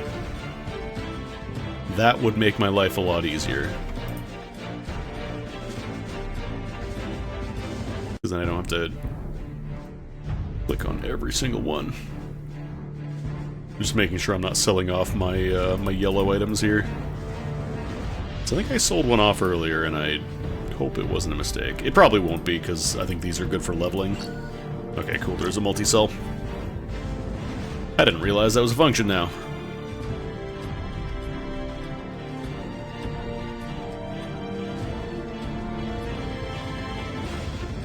These computers are not very good. Radar. That's for A gear, I can't use that.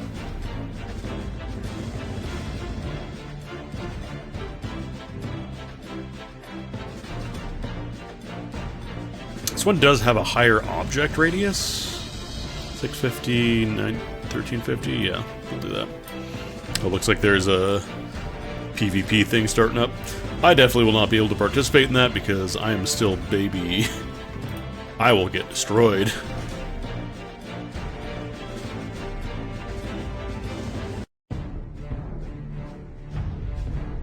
Alright. I'm gonna deposit something. Can I deposit these? Oh no, I can't deposit these. What if I just ate these? Can I stack these if I eat multiple? Okay, cool, it does. Because the problem is I'm holding on all these, like, one-time use things, and it's like, oh, I might need them. Like, no, you really don't. I also appreciate that when you try to throw away a single item, it asks you, how many do you want to throw away? Yes or no? Alright. I'm looking a little better now. Oh wait, does membership increase your capacity for space? Oh shit, 150. I need those. I need those, actually. I need all those. Oh boy, time to fight some joy peas and hovern peas. Well, I should have went to see if I could buy any upgrades.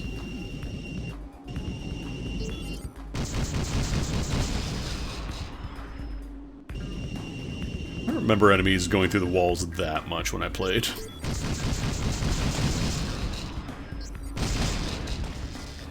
It is very possible that it just did and I had to deal with it.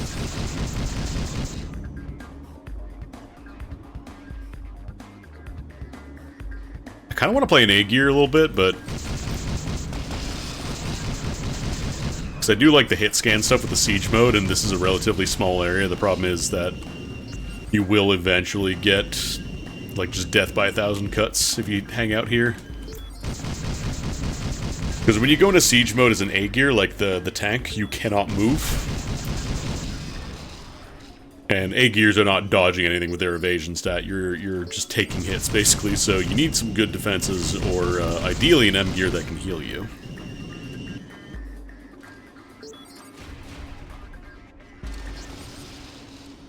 I swear they're like flying into the void just to avoid these missiles. Like, not even just to, because they're doing it accidentally, like, it's on purpose to avoid it. Oh, I need 15 and 10 of these, huh? I gotta kill a lot of these dudes. 2005 MMO quest design, baby! Get me 10 Joy P asses!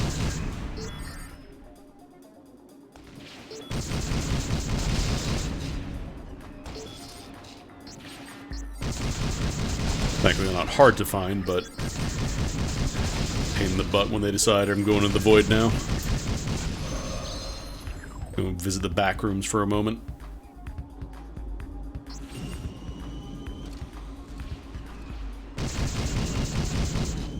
Never was big on the whole, like, backrooms mythos or anything, but I do think the movie looks pretty neat. Because I think it is, like, the original dude who did the short video.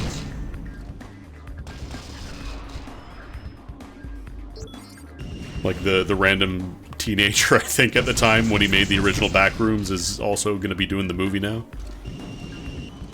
Like, I don't think he was the original one who released who did the Backrooms post on 4chan way back when, but...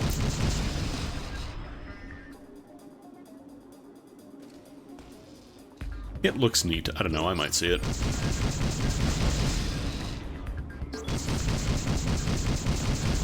Problem with all these, like, indie horror things, it always feels like it just turns into marketing stuff. Look at this cool, scary thing. It's a franchise now. You like Slender Man, right? Well, there's, he's in 200,000 games, and 10 more came out while I finished the sentence.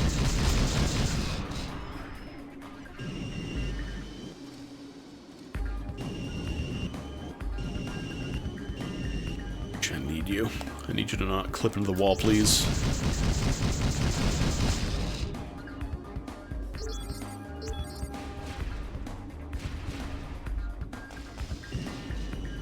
Like, I don't mind, you know, people making movies and stuff, but it sometimes it just feels like you get that oversaturation.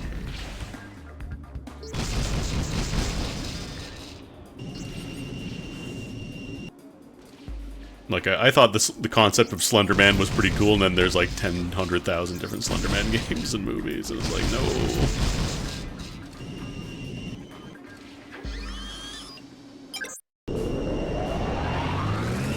no. The Slender Man mythos is now entering the Keyblade War Saga.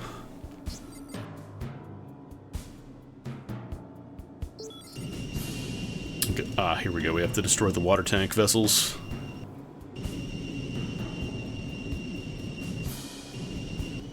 That's the other problem. It's a lot of it is like meant to be, you know, sold to children, so you get shit like, you know, Poppy Playtime, just whatever, there's back move, whatever you can pump out as soon as the iron is hot, basically, so it feels really silly. No.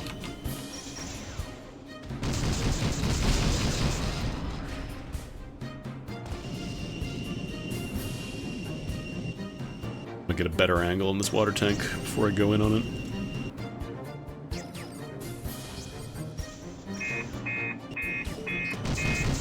It's kind of like the same thing that happened with Guitar Hero, where, like, they had a really good thing, and people were like, wow, I like this thing, this is cool.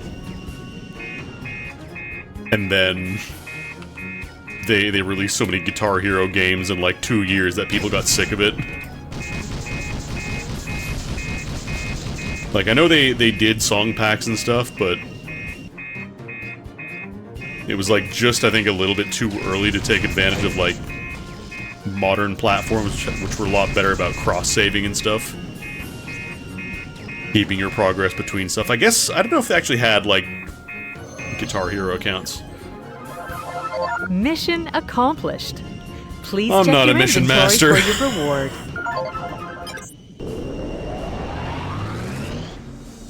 What did they even give me? What is this? Chocolate. Item seeker unit. Chocolate. Keep getting chocolate. Oh, I think these are all the rewards queued up that I just haven't been looking at. Yeah, the Lion Spear, Tentpole. Yeah, these are all the gifts I didn't look at. Okay, man, that's cool. Camera got messed up there for a moment. As long as you don't take damage to your health, you're good. That doesn't regenerate. Where are these jewels at? Gotta find some jewels. Oh, I think these are the ones that are inside the rings of launchers. Yeah, the jewels. There they go.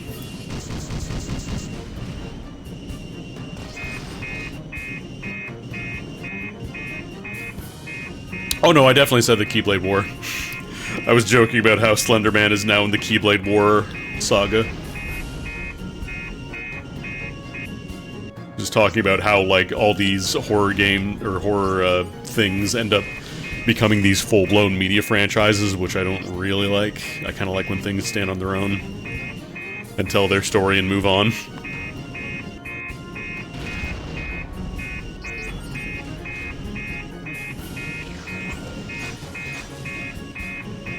Kingdom Hearts. I mean, they have the gummy ships.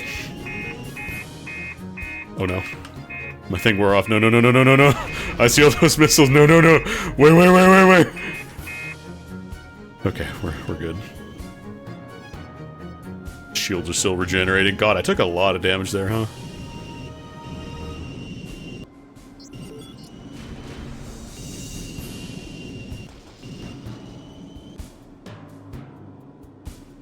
Oh, these take a couple hits to break. Oh, these are not just like pop it and go. You really gotta take these down. I thought we were getting them all. We were not. Well, you get to hear this sound a little more, I suppose. Did I get it? No. It's an Ace Combat, but it's like not really Ace Combat. I would say it's more like Star Fox. But, like, it's online, it's got, like, fully open PvP.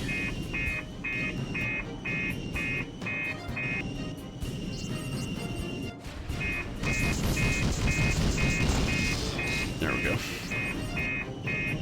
Like, when you get a lock-on, you can barrel roll, though I'm not gonna try to barrel roll these missiles. I get fucking annihilated.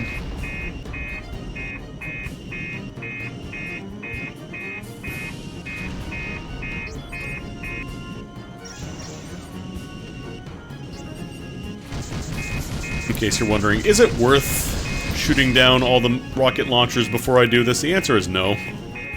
The answer is no, because they respawn. Oh god. I ate all those missiles. I can't tell if I got it. I did not get it. Oh, there's a health bar at the top, I just realized. Probably have to go land at a pad soon. Is there even a pad in this map? Alright, there's the red jewel. Okay, there's a pad. Let's get over here so that way I don't have to listen to this noise for a bit. But this is an MMO that I used to play a lot of. Alright, let me land. We're getting a decent amount of money, so it's not a huge deal to recover. Fuck it, I'll just buy everything.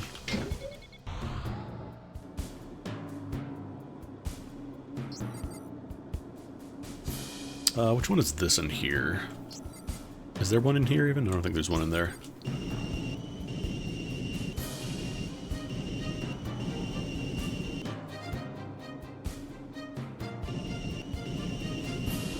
So I need purple, green, red. I still need the blue and the yellow jewels. There's none there.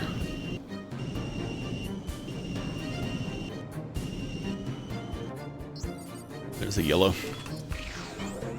Problem is my buff's expired, so I gotta pop them again, get a little further away.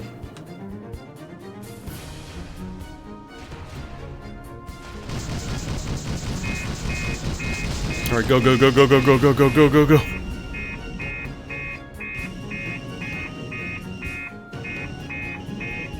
I don't think they have the best vertical reach, but the missiles will chase you for a bit, so I like to do a second pass around.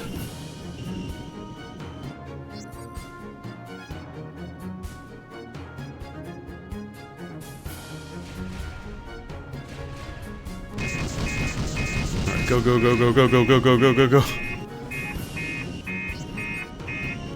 I just gotta get the blue one now, wherever that is.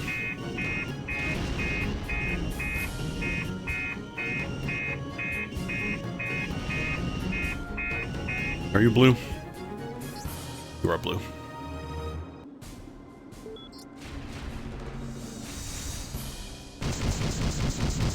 Oh, that one was super easy to kill. Blue crystal, lowest tier.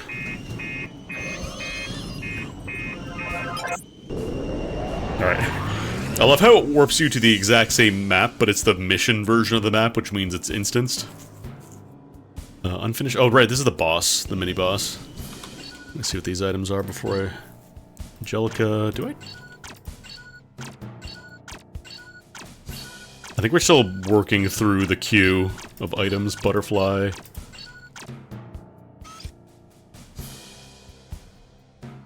Oh yeah, there's an item that lets you eat it, and then enemies don't aggro you for a bit.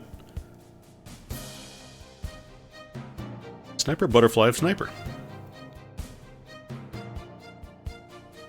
These ones, it's stronger, but it has a worse turning radius. 549 to 713. Try it. Yeah, because these ones just kind of like go quickly and then don't have the best turning radius, but for big targets that don't move, they're fine. Which I believe there is that's what this mission is. You're fighting like a mini-boss. Yeah, there it is.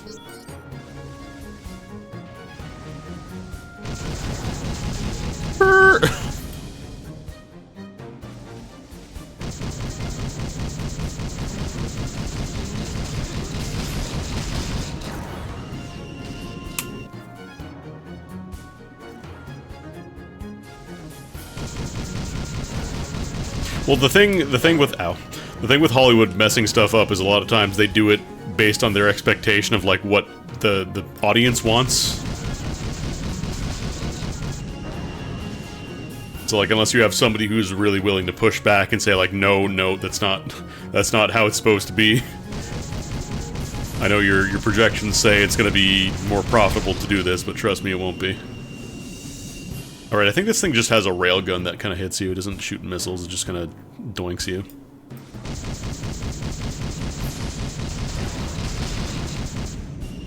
Mission can be a bit of a pain in the butt if you don't have repair kits or a good amount of damage output. But I do.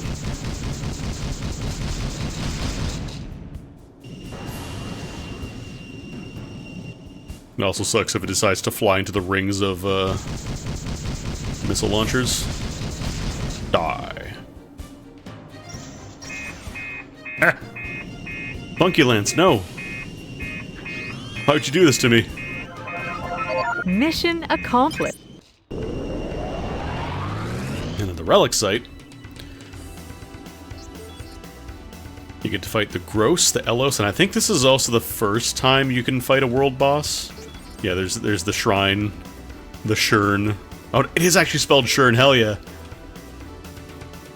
I think they fixed it in the original game. Maybe they changed it back because fans were like, no, I like Shurn. That thing is a mountain of HP, though. Like, you don't just want to be poking away at it with your leveling up guns. Either you go with a squad, or you are very over-leveled. Can I one-volley these guys? No. They're gross. I remember a lot of people would grind this map because I think every enemy here has the chance to be, like, the golden unique variant.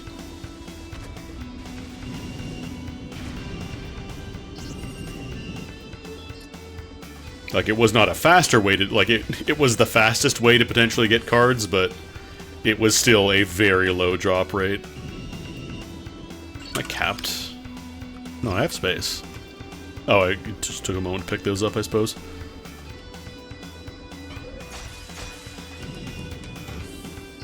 Who do I have to fight here? Elos, Gross, and Naros. Everything that ends with Os, basically.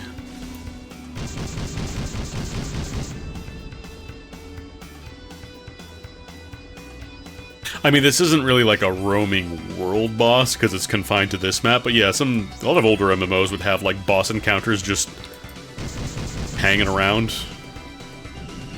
Ask anybody who played EverQuest and had to camp spawns. Or, like, big encounters specifically, maybe not, like, world bosses, but...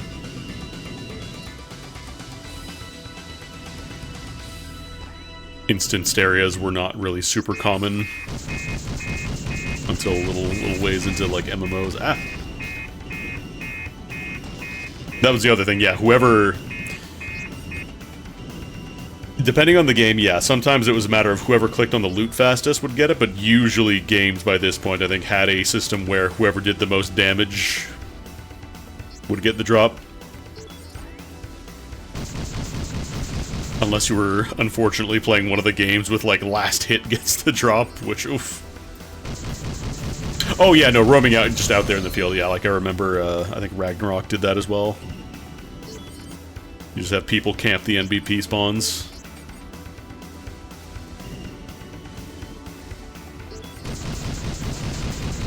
And if these people were in person, fights would almost certainly break out.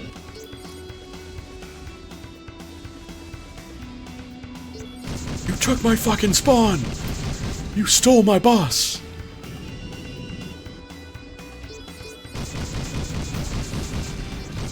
Because Ragnarok was not like an open PvP game, but it did have like the world bosses, so... God, I don't miss that. I don't miss that element of MMOs, just people sitting around and waiting in real time for a boss that appears every, like, hour. And one person gets to get the kill, the drop. No thanks, I'm good. Oh, I didn't play any civilized MMOs. Everybody was just... As soon as the boss spawns, it's John fucking Madden. Go, go, go.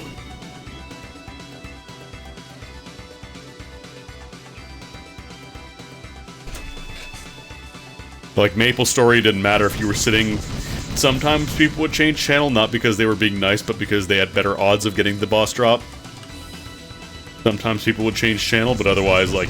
Yeah, people would just walk in and kill stuff.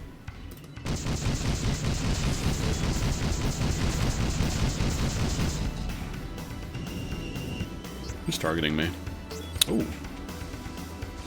A Naros Kian.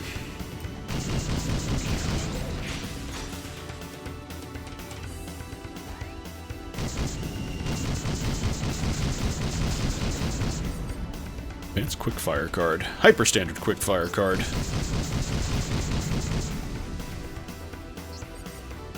Just taking these plants' DNA. Yeah, this was a popular grinding map. Not as ridiculous for missile lock-ons as the planes were with all the missile batteries. Like, there are missile launching enemies here. Ooh, another one.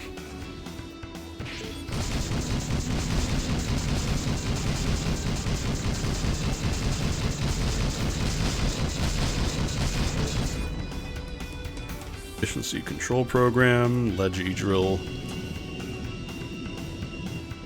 I mean, folks love a good dogpile tactic, but also folks like getting loot drops from enemies.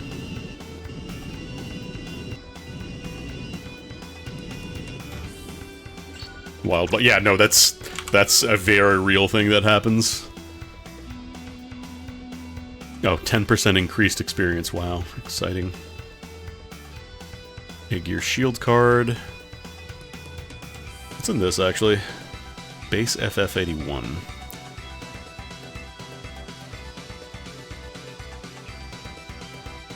Oh, this is more like a grinding engine. I need more evasion for that, though. Trying to see if there's anything else good here. Thunder Force Final. Attack Spirit and Fuel.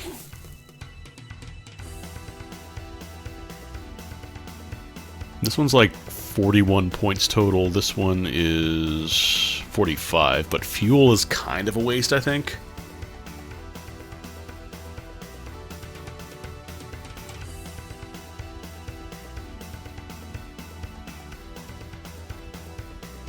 Everything else is just stuff that I have already. We're doing on Space 103. We can do a little more fighting here. I need to fight Naros. I mean, we need 15 of each, so... I feel like the spawn rate on Uniques is a lot higher in the server.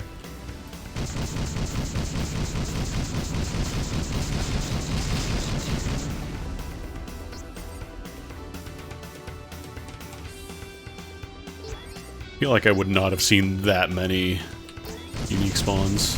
Shit, I'm fighting the Hellflowers. These guys don't drop anything. Or at least they're not for the mission, I should say.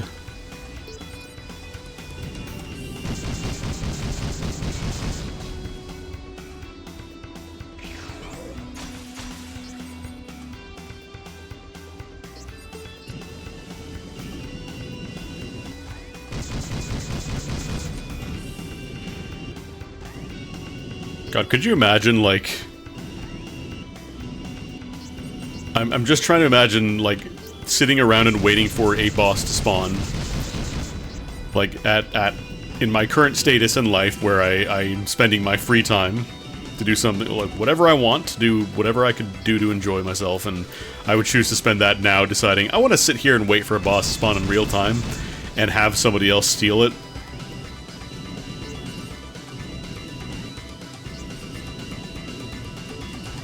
I'm gonna be honest, I couldn't see myself doing it these days.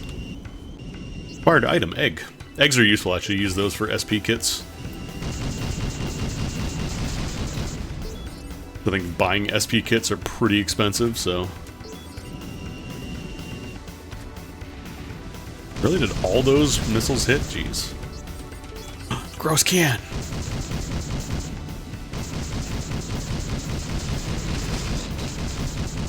God, back move looks so janky.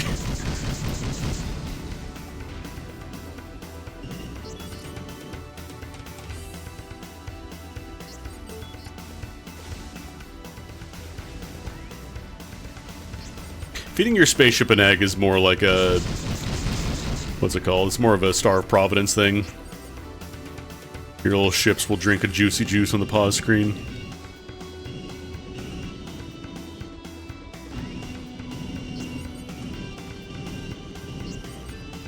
The whole concept of, like, video game fiction, I don't know, it's kind of... If I were younger, I'd probably be into it, but now it's like, oh, it's another story where the main protagonist is really special because he's really special in real life because he's good at a video game because he played an MMO a lot. I just can't get into those kind of stories.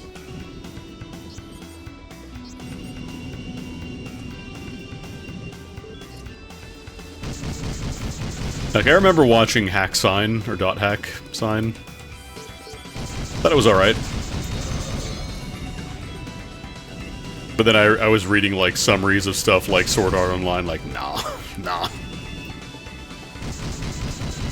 Like Sword Fart Online.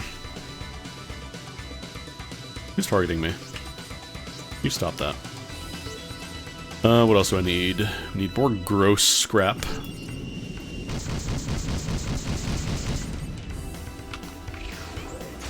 I truly wish there was like an auto rebuff, but there isn't. Not in this game.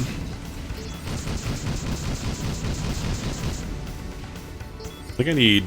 I don't know, we're good on narrow scraps, actually. We need Elio scraps.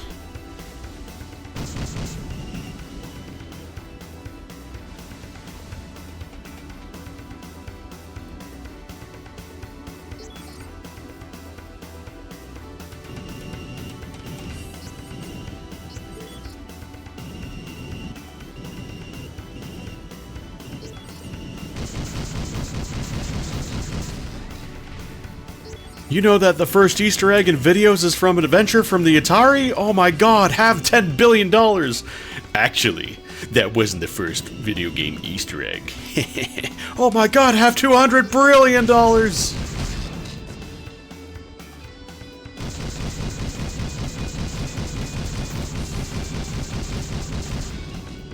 He knows even more about video game. What are you doing? Who's shooting at me? Oh, it's just these guys. Yeah, gross.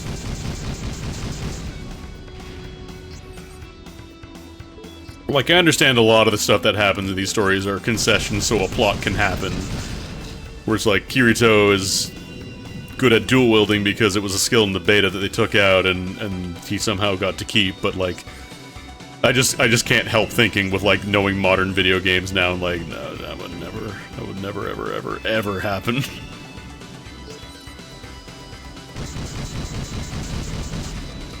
But alas. Oh, no, I'm not saying the series you're talking about is an example, I'm just saying in general. For, like, video game fiction.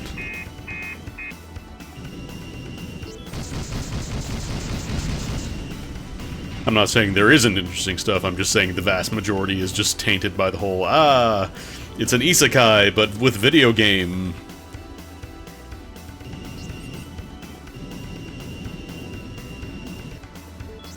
Nope, I saw you there. There you are. Oh, please don't fly in the pillars and make my missiles not hit. That'd be rude.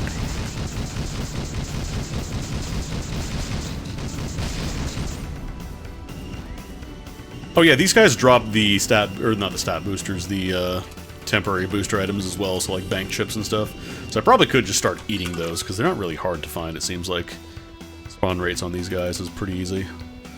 $125,000, that's not incredible. 3444, that's also not good. There's a hyper energy card.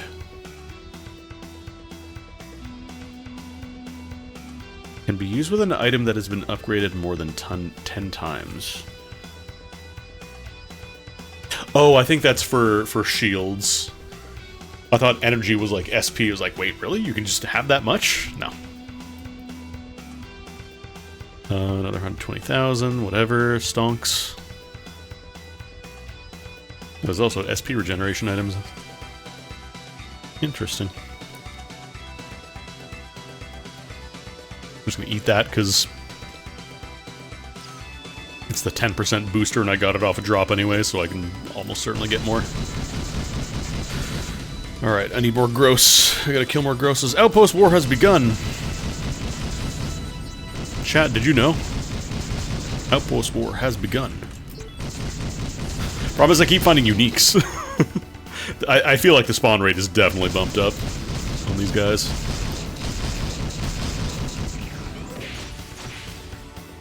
Got that goofy ass sound effect, sounds like a cartoon punch.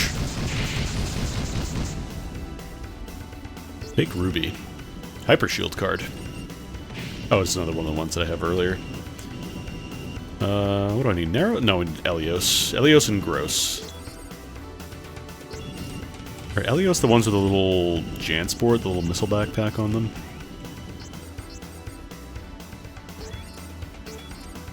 Yeah, they are.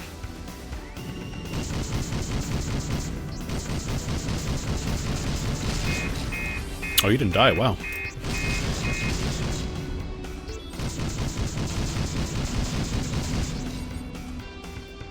One more of those, and then the rest are all grosses, the guys on the ground. Who I'm very familiar with. Definitely gotta go back to town after this, though, because I'm pretty sure I'm running up on my inventory size limit.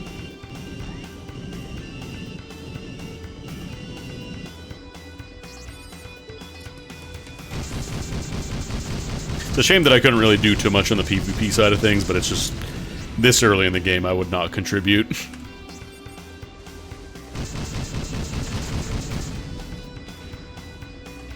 Oh no, we need more Elios bits. I thought I needed gross bits. Did I read that wrong? I guess I read that wrong. No, that's fine. Cool barrel roll, man.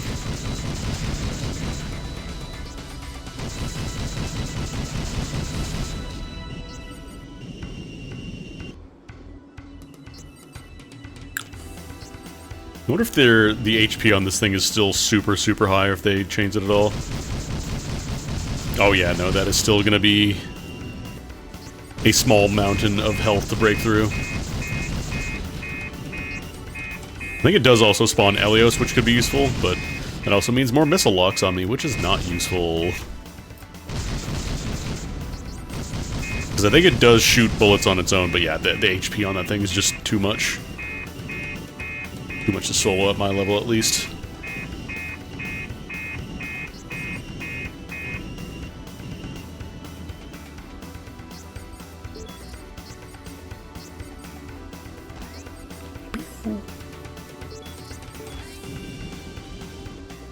Why am I not getting scraps from these guys?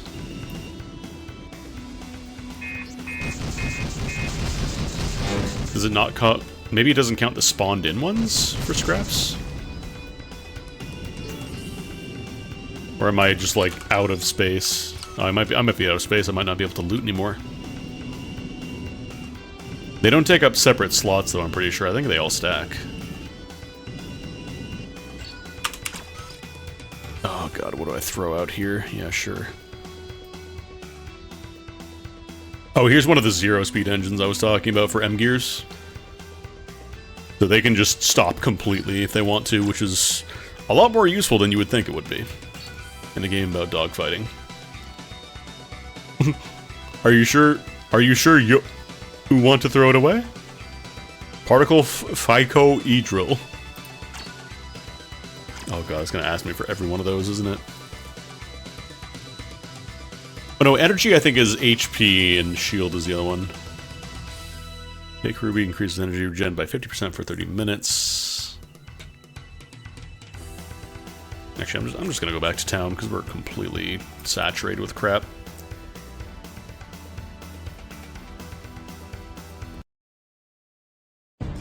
Ugh, I think I'm gonna call it there though. That's a good 4 hours of grinding.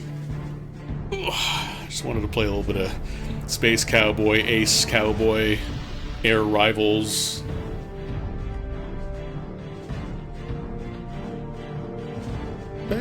I kind of enjoy the, like, it's nice in a meditative, kind of relaxing type way. You don't really think too much, you just grind out, get some gear, build up your stuff, and then eventually get into fights. I'd love to see, like, the squad hop on this, but I don't think it's gonna happen.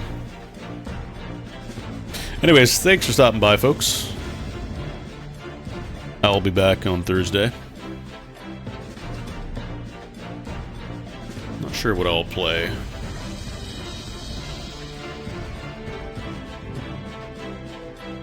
You know what, I'm gonna raid y'all over to Boix, because I rarely get to raid over to him. He's playing some The Bazaar, which is a game many of my friends have fallen into.